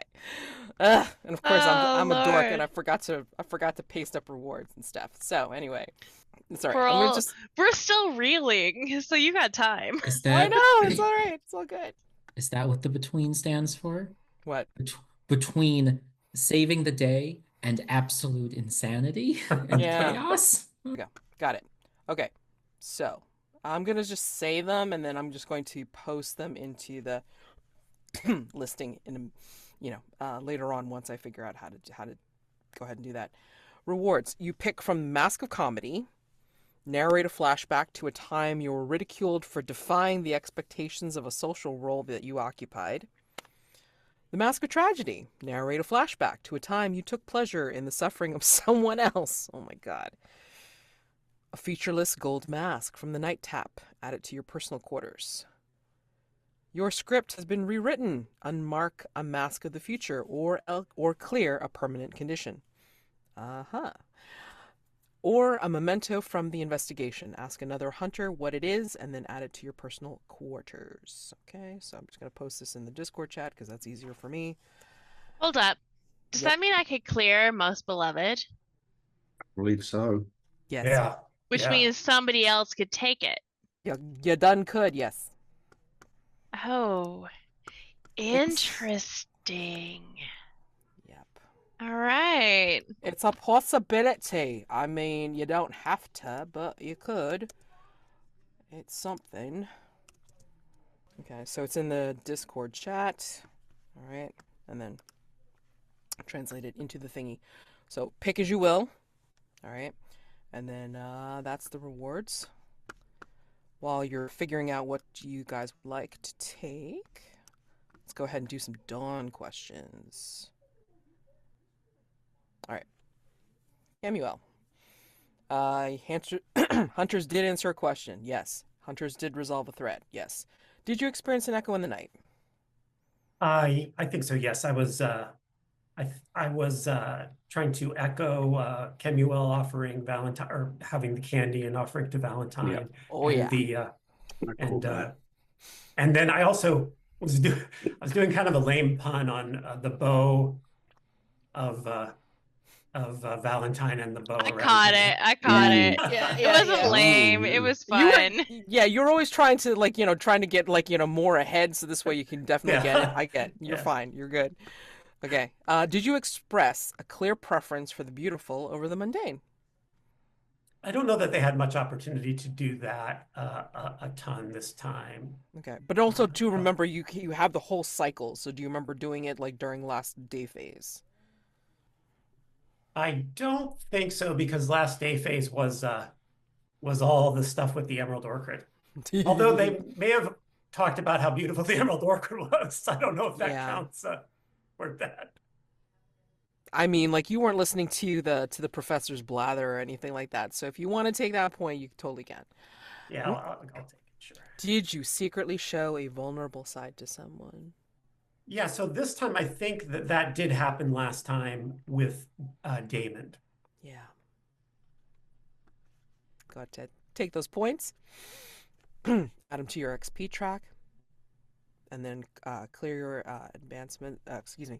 Clear your questions, and then take new elective dawn questions if you so choose. Okay. And then take your advancement if you get one. Okay. Daymond. Answered a question. Resolved a threat. Did you experience an echo in the night? Despite giving myself a list of potential options, no, I don't believe I did. What? Have I missed something? I don't know. I'm asking. I don't believe that I did. Okay. Did you counsel someone using your supernatural affinities as the basis for that advice? Last session, I did a palm reading with Kemuel. Ah, yes. That was pretty cool. Yeah. Take it. Did you have a face-to-face encounter with a dark entity? Yes, several. Thankfully, none of them wanted to kill me yet. Yet. We're getting It's doing a lot of heavy lifting. there. Yeah, it's fine. Let's go ahead and take those points, add them to your XP track, clear your dawn questions, and then change your elective ones if you so choose. Okay? All right. Facsimile. Okay. Answered a question. Definitely Yes. resolved a threat. Did you experience an echo in the night? Mine was very heavy-handed. I literally suggested that Faye was involved in Yes! London. Love it. I'm just really desperately trying to get XP. No, it's fine. I've It's missed fine. a few sessions. Give me this one. Thank you. Oh, no. I was like, okay, where's she going with this? Where's she going? Okay, got it. All right, cool. Did you astound someone with your unique physicality? I don't think I did. I think the people who were enamored with my physicality already knew about it, so it was really astounding. Okay. Did you disregard? Oh, Yeah. sorry, please. Did you disregard the advice or safety of another in the reckless pursuit of your own curiosity? Yes, but I don't think that was because of anything spectacular. I think it kind of just happened. They dragged her to the thing. So I think I just get those 3. Okay. All right, go ahead and add those to your advancement, to your XP track, and then clear your dawn questions, and then go ahead and change your elective dawn ones if you so choose. And the Errant. Okay. Answered a question, resolved a threat. Did you experience an echo in the night? Yeah, also quite a heavy-handed one with the flowers. Oh, yeah. Between the person in the unseen and then being held at Kemuel at the end. Oh, yeah, absolutely. I mean, I'm okay with heavy-handed, just to make sure that you remember to do it. It's okay. Did you show a clear preference for the past? I'm struggling to remember exactly what the context was, but I believe there was a conversation I had with somebody last time. I think it was with Daymond, where we were talking about something, and I was very much trying to go for that, and I could have sworn I'd written it down, and now I can't find my note of it. I feel like you did too. We had the discussion about France. Yes. About we got that costume from, and you got it from France. Yep. Years ago. Yeah, it was something around that, and I was reminiscing about something. Yeah, I don't know. I think you said something about you had seen bows used quite well. Right. Yeah. That was one thing, but I think there was something else where I was really leaning on a bit of reminiscence, but I forget what it was now. But I'm pretty sure I did it. Believe Yeah. me. No, we do. We do. You're fine. You're being defended by other players, so yes, you're fine.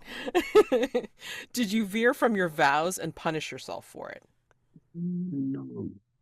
I stuck to my vows pretty closely this time as well, because I was being probably too honest with Mari, and then very literally defending the crown at the end, although not the crown in not the same crown in question, but Interesting. You committed yeah, I don't think I got that regicide. one yet. Hmm? What's that, sorry? You just committed regicide. Oh, that's true. A little Whoops. regicide between I friends. didn't punish myself for it yet though, so maybe I need to do something to earn that. Oh boy. Mm-mm. Oh, I got a thing. Because the reward I am taking from this is your script has been rewritten, unmark a mask of the future, or clear a permanent position. I am unmarking the gilded door. And I feel like the punishment you get to have, Valentine, is that you cannot mark the gilded door because you've already marked the moss-covered gate, which normally when you mark the Mask of the Past, you get to choose which ones you do. I feel like because of your discretion, you don't get to mark that, which means you can never Sounds good to be. me. Yeah, does that sound reasonable to everybody? Yeah, totally. Yeah. That sounds great. That does mean you cannot be the most beloved, but also it means I'm not the most beloved either. It was fun for a while. Does that mean it's up for grabs? Oh boy. It sure is, because nobody else has marked it. Oh boy, it'll be fun. Okay. All right. Okay. Okay. Okay. Any playbook or custom moves that need to be resolved right now during this phase? And if not, then that just leaves Mask of Dissociation. If nobody has that like thought of or ready for right now, then we could do that first thing for next time, which is perfectly fine. I've got mine. What is can you the mask of dissociation is? Because I think I can do it. Absolutely. The Mask of Dissociation is, sorry. Anyone else, you can save for next time too, but I think I can do this one. Yeah, Mask of Dissociation is, why is it being so fun? Each hunter narrates a time they felt like a stranger in their own body. Yeah, I can do this. We see cinematically an old woman in a ratty cloak holding a doll. It is a child-sized doll, and she is bringing it down a lane. It is a well curated, well gardened lane up to a very fancy house. And she hands this doll to a woman in a very prim and proper uniform, her hair tied up in a very neat bun. And the woman says, "Thank you." And the doll gets transported then up 1, 2, 3 flights of stairs, down a hallway, down another hallway, into a room. This room is immaculately decorated. Toys, every kind of toy you could ever imagine. Dolls and horses and puzzles and mobiles, everything. All untouched. And we see a young girl, maybe 5, in the bed. Her hair is red, but it's stringy. Her eyes are sunken, but alert. She's very, very sick, this child. Her cheeks are flushed and sunken. And the nurse puts the doll down next to her, and we see the doll is an exact replica. Curly red coiled hair, flushed cheeks, big eyes. The little girl coughs slightly and says, "Thank you, nurse," and leans over and hugs the doll. And the view changes. We now see from the perspective of the doll being held with so much love and comfort from this child. And all she knows now, this doll, is that she is a part of this child. They're one and the same, and they will protect each other as best they can forever. Amazing. Anyone else, or you want to wait until next time? Which is fine. Okay. I think we see a green grassy valley, a town behind it on a hill with a sturdy wall around it, and drawn up in the valley are two armies. Pikemen, mounted troops with lances, I think some archers, but also cannon, and the threatening rain clouds above are joined soon by the clouds of smoke rising from his battlefield as shells begin to fall and the armies clash. And at one particular point, we see a chevron of mounted troops charging into the enemy lines, and at their head is a young knight with a shock of blonde hair on the top of his head, speaking out below his helmet. This is not medieval armor. This is kind of early modern, so more just the armored breastplate with a colorful jacket underneath.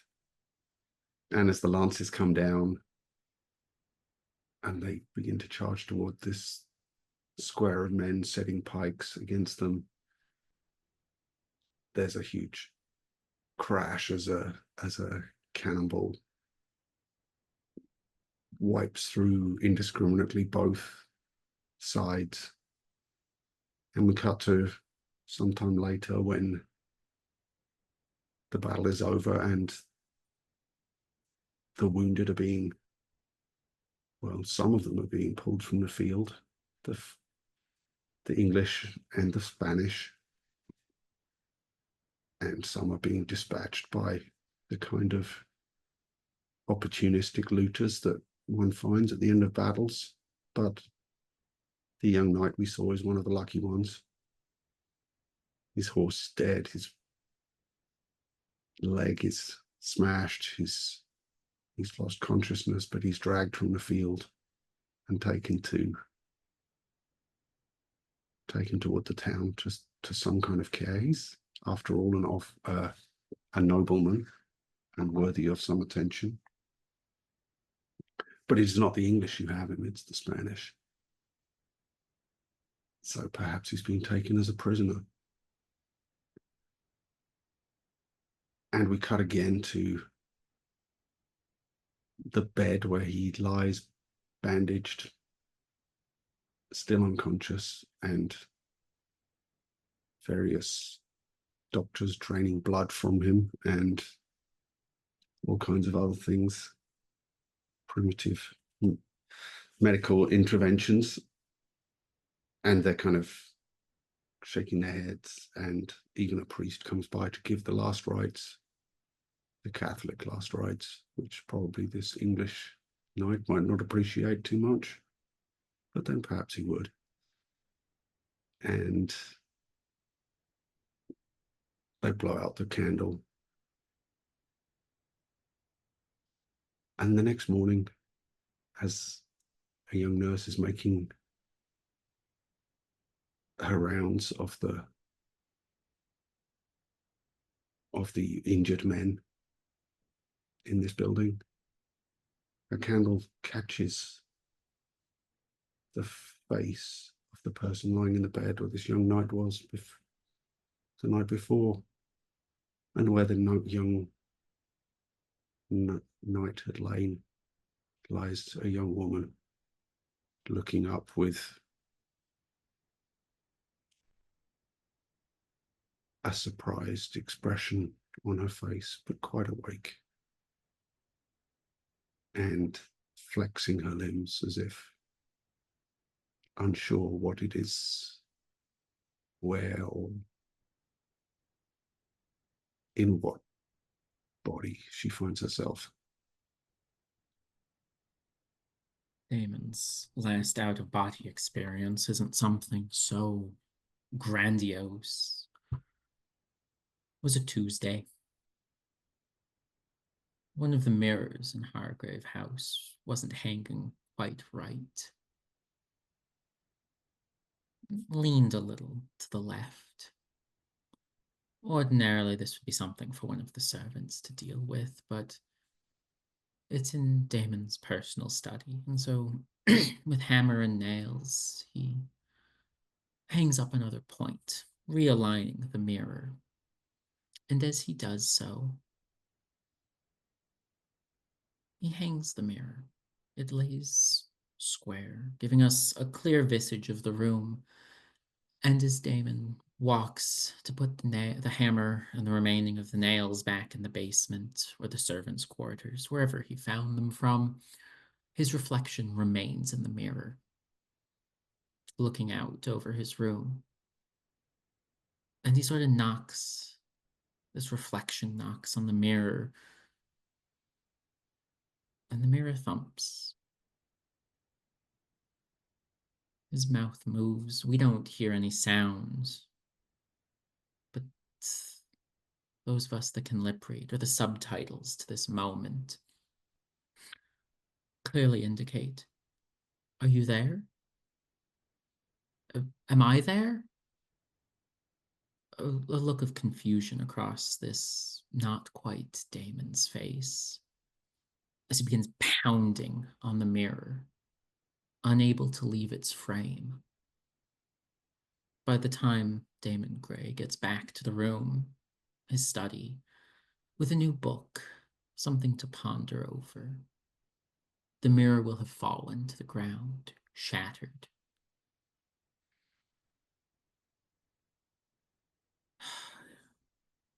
He sighs, knowing that he'll have to go get a broom and dustpan to clean this up. Any of the mirror fragments, though, aren't silver-coated anymore. It's glass, backed with an inky black blood. The reflection of Daymond Grey is dead. Mads, would you rather I save mine till next time, or I can go now too if you like? That is up to you. Do you want to do it now or do you want to wait? Yeah, I'll go. I'll go. Okay. Go. In their quarters, that room lined with the seemingly unending wardrobes, Kemuel sits in cross-legged, naked on the floor in sort of quiet meditation. And behind them, at the bottom of one of the wardrobes, the door's open. We see hog-tied and gagged is that member of parliament with whom they had previously absconded. And Kemuel's head flies back. Their mouth hinges open wide. And this sickly vapor, the color of fire, like orange and red and yellow, really thin, so thin it almost shimmers, rises from between the widespread lips and sort of drifts across the room and engulfs the MP, who begins to convulse. Their muscles clench and they writhe against, he writhes against the cords that are binding him up. And a few moments pass, and in the foreground, Kemuel's physical body has sort of crumpled to the floor, slumped from their cross-legged sitting position. But within just a matter of moments, we see that beautiful, perfect form slowly pushing up onto two hands. And as the eyes come into view, they look terrified. The head jerks around, and seeing the sort of haze and the body of the MP, a body that already appears to be growing sunken and starved and depleted, almost deteriorating before our eyes, that immaculate porcelain figure starts to kind of stumble backward awkwardly, you know, on hands and haunches, sort of scuttling backwards across the room, not stopping until impacting with the closed door, and reaching up, turning the knob. The locked door doesn't yield. And the perfect, bottomless eyes are welling with tears, and the immaculate wet lips curl into a grimace, crying out in this soft, scared voice. Mr. Gray, Daymond, can you hear me? Are you there? We spoke once before. I'm Treasure. I need your help. I'm so tired. You have to end this. It needs to stop. You have to end me before something terrible happens. Before it has its way with everyone, everywhere. For it is all there is. Please. And that plaintive wail rises in pitch and sort of climbs to a screech, almost as much of a screech as the bone violin. And we see the form of the MP collapsing into a pile of rag and bones in the background, and the wretched, sparkling, glistening miasma creeps back towards the flawless human form where it's made its nest and settles back in. God damn. Oh my God.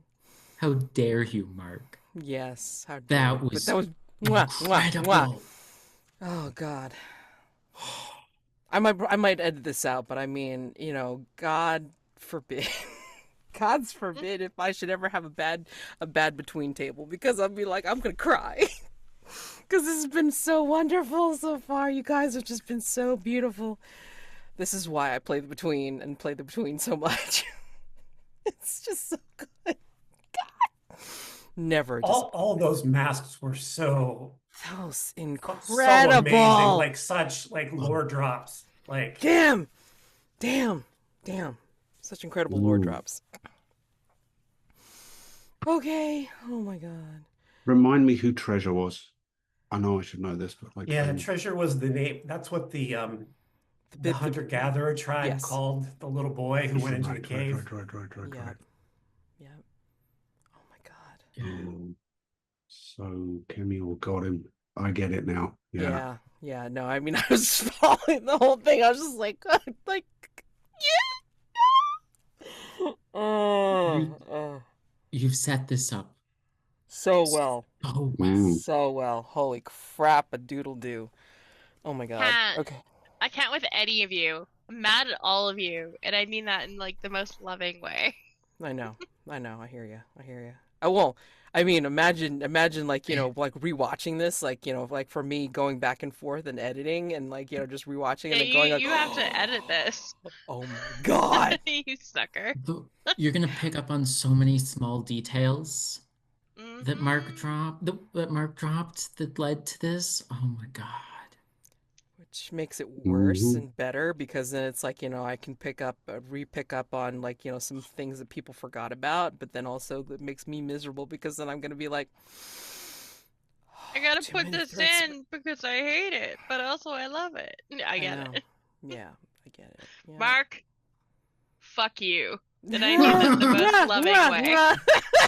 Oh God. We'll play a game with you anytime. Oh God, yes. But also, yes. get fucked. Oh, I also have a Jesus. feeling like I don't know if anyone's looked at what my blood-soaked portal prompt is, but I have, by the way, Wait, what and is your I'm real mad Oh, about no. it. last?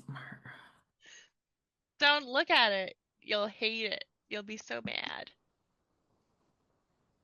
I'm gonna sit here and I'm just gonna God, that's change so my little. I'm gonna change my little want you. items, my little actuators and stuff, doll parts. It's gonna be fine. I'm just gonna change them. I'm just live my little life. Anywho, all right. Mark, I'm still mad at you. No, that's great. That's great. No, With I love, really enjoyed. with Okay, love. wait. Okay, so wait, hold on. Let me see. Do I want to do this now or do I want to wait? I'll do it now and then we'll do stars and wishes. Okay, so do you want to outside start of the recording masks, or no? Mm. I did. Yeah, so outside of the masks, I mean, like, you all make it home. You see the front door is kind of mangled. There is in the middle of a lot of fist prints, like, fist cracks. There is this delicate looking envelope with an invitation, and it's an invitation to an autumn masquerade. Soon after you get back and you look at the invitation on your rather mangled front door, you hear a behind you all. And when you turn, you see a rather handsome, tall young gentleman, lantern jaw, fulsome eyelashes, and a trim physique. And he says, "Excuse me, is this Hargrave House?" And that is where we were going to end tonight's session. Stars and wishes.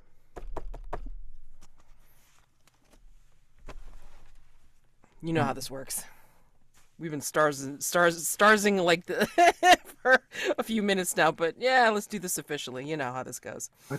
I wrote a few down. I really loved Mads. You like immediately sidelining our plans and proving that the night phase belongs to you by like just taking Marybelle out, and like that was great. And I thoroughly enjoyed the whole play scene. I thought that wrapped up pretty nicely. I absolutely fucking loved the hint of the what was it, Mark, how you described it, of the what came into Kemuel's eyes when the king was defeated. And then yeah, Val deciding, okay, I've got to stop him taking that crown. because that might not be good. That's really set up some juiciness for future episodes. I'm looking forward to that. I also really enjoyed the interaction with Val and Mari. Is it Mari? Like Mari? Mm-hmm.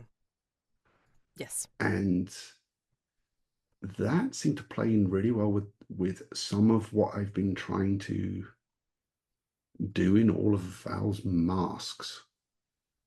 And the fact that Val wasn't able to give her the answer because of their like vow of honesty and their own like experience of being under like not free of the vows, right? So couldn't give the answer she wanted. And I think now that's like maybe Val is going to be on a bit of a mission to like save her from the mastermind in particular. So that's going to be interesting. Yeah, I really enjoyed. There was something of Daymond we haven't seen, or maybe has not been entirely apparent to me before, with his talk of like being the shepherd who's watching over the people in Hargreaves' house. That was super interesting and not what I would have expected of him. And I don't know if that's part of the character he was playing or if it's maybe something that he would have never admit to any of us, but is part of his own character. That was really cool. Yeah, I don't know. Wishes more. Yeah, we're gonna. I feel like the drama is starting to really build up between some of the characters, so that's great. I love it more. And yeah, the mastermind. I want to see. Now I've really got that hook in. I think now from this session with that conversation with Mario, I think Val has really got the hook into the mastermind plot that is gonna bear some fruit. So yeah, great stuff. Thank you. Oh, and also awesome masks as well. In particular, oh yeah, all of them were really cool. I like the first thing I want to do is when Mads like publishes this and go back and listen to all those masks because I was trying my best to listen to them. But I was also like frantically trying to come up with a few odd little details for mine to like I knew roughly what I wanted to do, but like just to get it right. So yeah, I'm gonna go listen to all those again, and I'm looking forward to that. It's impossible to really like, listen to everybody's mask while you're trying to think of your own. And it's better to just relax, just do whatever you need to do for your own. And then like, once I post The the raw video, recording, then yeah, just go ahead yeah, and like relax and then just like listen to it like exactly. while you're doing dishes or something, you know.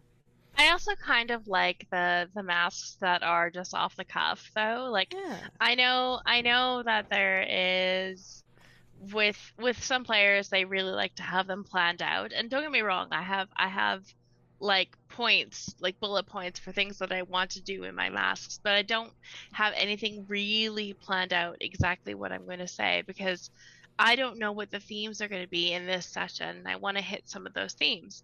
Um, I think I think today's masks were just really freaking phenomenal on all the themes. Everyone really hit different themes even.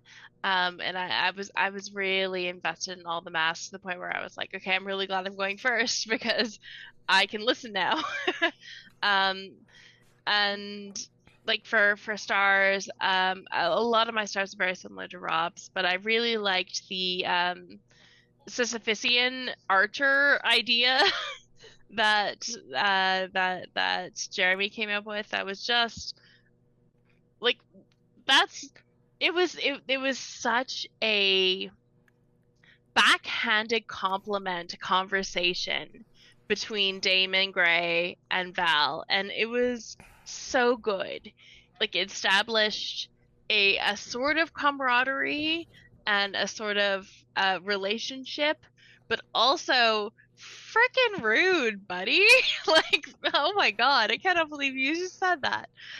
In just a really good way, and it's a really good place to be in this part of the campaign where Hargrave House is really butting heads, and I think that's happening really good for us. Doesn't happen in every campaign, and it's happening here, and I'm really enjoying it.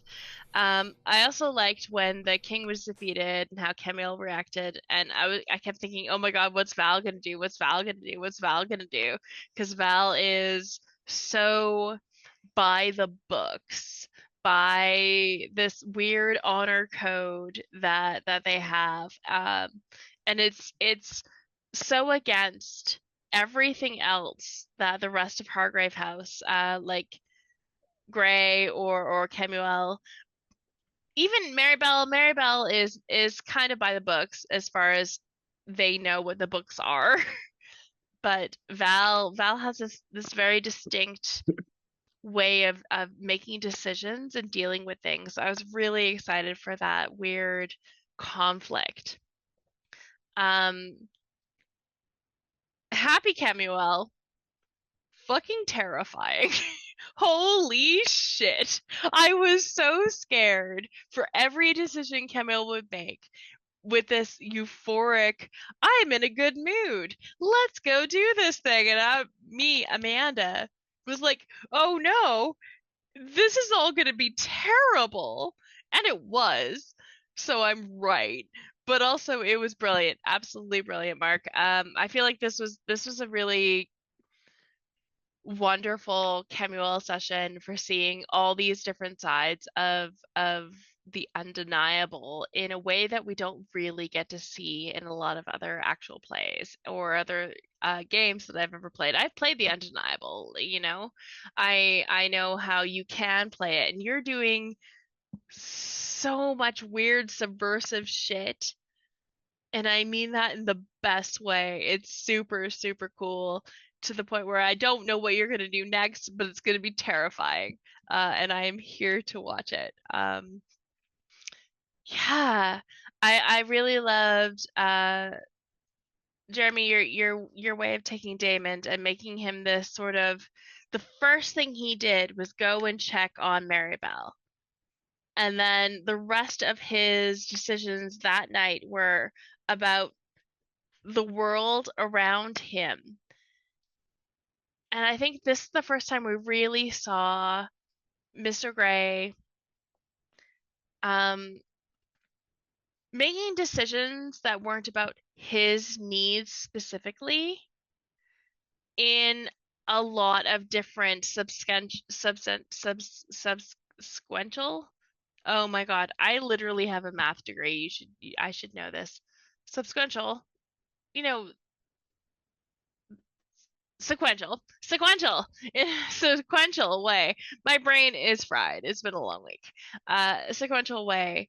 And yeah, it was absolutely delightful to see these sort of growth markers. Growth, I think, is not really what I'm meaning, but these character markers of how Daymond Gray exists in the world and how the world is going to come at him because of that. So I'm really excited for more of that. Mads, there were a lot of different portions and scenes that you had to manipulate in this session. Freaking kudos. You really rolled with all of the nonsense that we threw at you. You kept your characters in line, like your NPCs. You kept the storyline in line. Really good GMing this session. I mean, you're always a really great game facilitator, but this was like masterclass. Good job. Good job. Yeah, so my wish is to not miss anymore. I feel like I missed out on so much and I don't want to miss anymore. I want to be here for the rest of it. Yeah, and I'll piggyback on how Amanda finished there, Mads, just saying like I agree that it was a really masterful session. The night phase felt so fraught and intense and terrifying, largely because of how hard you went, but also the way that you were weaving together literally like every threat that's present, including the mastermind, including the old threat that's a servant of the mastermind, all these things coming together. The stakes felt so intense and so high. It was just really, really a sight to behold. I love the, I think you said the maw of the door of the shop opens, which I thought was just so vivid. And then I really got a kick out of the way that you were kind of voicing the devil or devils on Daymond Gray's shoulder. Both the dark entities and the mastermind sort of encouraging him to ignore the better angels that may or may not be present. Likewise, Jeremy, it was so thrilling to see Daymond just go completely toe-to-toe with the mastermind and really like just step up to that. Like you said, will they notice that one of the voices you make is the same as your own, and that the entirety of Hargrave House is underneath my shepherd's crook, like just so just amazing. I also got a really big kick out of that call back to the earlier mask and the nurse's uniform that Marybelle was wearing, and like really fun. Rob, my biggest star of the session is for the sort of friction that is being introduced between Kemuel and Val. Right from the jump, I really enjoyed Val's sort of disgust with Kemuel's like enthusiasm and kind of shallow, vainglorious like attitude towards the whole night that was ahead. And then that moment of Valentine leaping on the stage, drawing the bow, shooting the king in shadows, this whole action movie moment, and then stepping between Kemuel and the crown, like that is so juicy. Like that gives me so many ideas. Like really, really love that. And I thought that the moment of Val touching Marie's shoulder with that and telling her that she'd always have a choice was just really poignant. Amanda, the intense demanding of the apology about the or I think you said like a societal norm I'm trying to adhere towards. Never quite getting the apology. But there were lots of moments. Amanda is still mad about that. I don't know if Marybelle is. There were lots of moments that kind of give us not just the mask, but a few other things that sort of give us this insight into maybe what Marybelle is, or at least more about what Marybelle is. Like you said, I have a spark, not a heart. And I aspire to be exactly what I am. Just really, really rich moments. And then I thought that the explaining to the audience that it was a play at the end worked perfectly because it was totally in character. It was really hilarious. But as Jeremy pointed out in chat, it also sort of broke the illusion of the King in Shadows performance. So it was a great, it was a great way to like sort of wind that thread up. Yeah, I'm looking forward to developments with the Emerald Orchid. Ditto, ditto, ditto, ditto, and ditto. Oh, you guys called out so many of the big moments. To highlight just some of the small ones from each of you. Mark, I realize that we've said so much about the mask that ended off this session, but at the very start, taking control with the broadsheet in giant font, announcing to the world that Kemuel Robel was stepping onto the stage, and you, specifically you, couldn't miss it, was beautiful. It forced your followers into action. And it was delightful.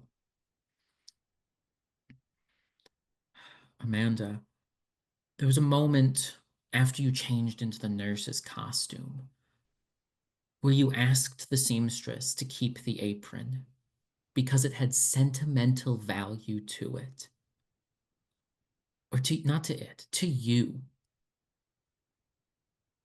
If you did not mark one of your being human boxes for that, it's a missed opportunity, because that is the most human of moments. You care for a possession either because of who gave it to you or because of all that you've gone through in it. And that was delightful. Like, yeah, I'm gonna mark one. Rob, there were so many things this evening, so many little touches that you added. Until you stepped upon the stage, I was utterly convinced that Val was content to sit in the audience with Marie, to let Kemuel act out as Kemuel would. And I do not remember the exact moment, but it was like a switch flipped. Where you... It was literally when Kemuel described the avarice in his eyes or something like that. Yes. And it was... And it was as if you'd been called. And it's like, duty literally is calling to you, that you don't want to, but you have to. Mads, to bring the mastermind in such a nonchalant way. There was no malice. There was no outward threat. It was all subterfuge and layered beneath. You were playing this mastermind as I would never have imagined, and it's great to see a puppet master be controlled by a great puppet master. And a small star to everyone. Your costumes were on point, each and every one of them. As for wishes, I would love if at some point Kemuel slips up near Daymond Gray and treasure comes out again. Mark, if you want Daymond to kill the thing that is Kemuel, we've got some rituals that we can try. Oh my gosh, holy crap. Yeah, I mean, like, so many things have already gotten mentioned, and I had already starred in chat the banter between Val and Daymond, which has been developing and going back and forth uh, for a few episodes now, and I love it. Um, it is like you guys have been playing for a while together, and it's just working. I mean, like, the dynamics between characters are they're just so nuanced but yet so simple, and I'm just enjoying watching. I feel like I'm just here creating the character, like the NPCs that you're dealing with, the locations that you're at, and just calling out the mechanics. It's like, yeah, you're doing this, and that's what's happening. But I just derive the most pleasure of hearing what you're planning on doing and seeing how I can fuck it up, because again, I think the main reason why it was so easy to add layers to tonight's night phase was because you guys haven't done a damn thing with the spider silk seamstress. So I was like, sure, might as well just throw her in the mix. It's all right. Just might as well just throw her in. And the mastermind was just a bonus from last time. It's like, somebody rolled just so damn well that, why not? It's all good. So, uh, all the stars that were already mentioned, again, star again, so I don't want to be redundant. And wishes, just more of the same. I will say that there's going to be at least 2 more threats on the table. I don't I'm still not sure exactly what the deal is in terms of the actual rules, because it's not going to be as many as 15 mastermind clues. I know that, but it's also not set in stone about how many threats to do. Um, but I also don't want to exceed too much, time spent on this, and also one of the suggestions was it's like once you reveal like so much information about the mastermind, then just go for the siege part, and then just have everybody answer the mastermind question. Well, I will say this: there's not a whole hell of a lot in terms of backstory information about this particular mastermind, which is why I am flying by the seat of my pants. I will admit that right here, that I am making some of it as I go along, which is why I'm utilizing a lot of creativity. So I am enjoying myself, and I hope you are too. These characters are really interesting, and I want to see them go as far as they will go. So if I need to tack on yet one more threat, I don't care. I mean, again, having a lot of fun watching everybody and just wanting to, I don't know, do I want to get to the bottom of it? Do I want to see you just use everybody use all their masks, or just see where their relationships take each other? I don't know. I'm not really sure what I want, but I want to see how you want to deal with this mastermind. That's basically the eventual wish. So, um, yeah. So as far as I know, we're set to play for next time. Hopefully everybody's able to come, and hope you all have a great week. Happy gaming, and yeah, we'll see you next time. Did All we right. want to parcel out the rewards? Did you guys pick the rewards? I posted them in the Discord chat, so I didn't know who picked Oh, what. I picked mine. I'm gonna pick the one where I get to unmark a thing, and now everyone else gets to be most beloved if they want to, except for Rob. Except for Rob. Okay. Anyone else got any particularly they wanted? I am good with any of them. I would imagine. Oh, go ahead. I was thinking about taking the mask of comedy, unless anyone else particularly wants it. Want you to take this mask because I want this scene. Okay, if you're okay with that, Mark, I'll take that one. Yeah, that's totally fine by me. Okay. All right. So go ahead and take it. Did you want a mask or the item? Because I don't necessarily have a preference. I guess I'd lean towards the Mask of Tragedy, maybe, unless you would No, go for it. prefer it. Because we didn't go to the night tab. Basically enough. I'm Just gonna could not get you there. I No, mean, that- like nobody, no, nobody that's stopped off. that's perfectly fine. I'm gonna go with the memento from the investigation. I feel like if I ask Rob, I know what it will be. But I'd like to see if you subvert those expectations. I've been thinking about what to do with this, but it just gave me an idea. I think I want to give you the crown and ask you to look after it in your witch's cupboard.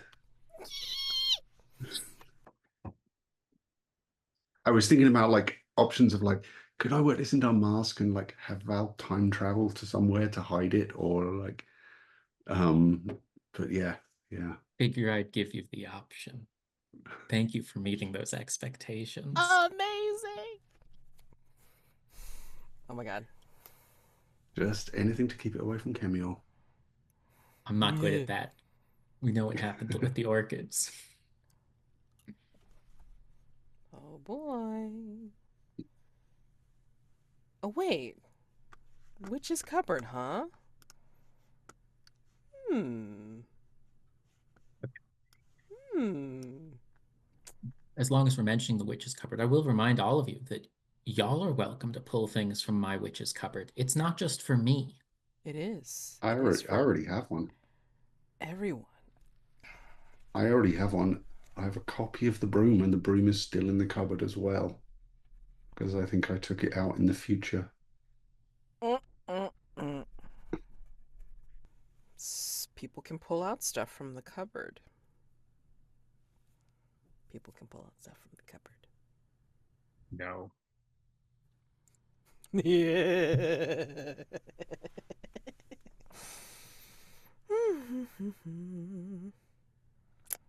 Could be fun. Okay. Sorry. Okay. Now we're done.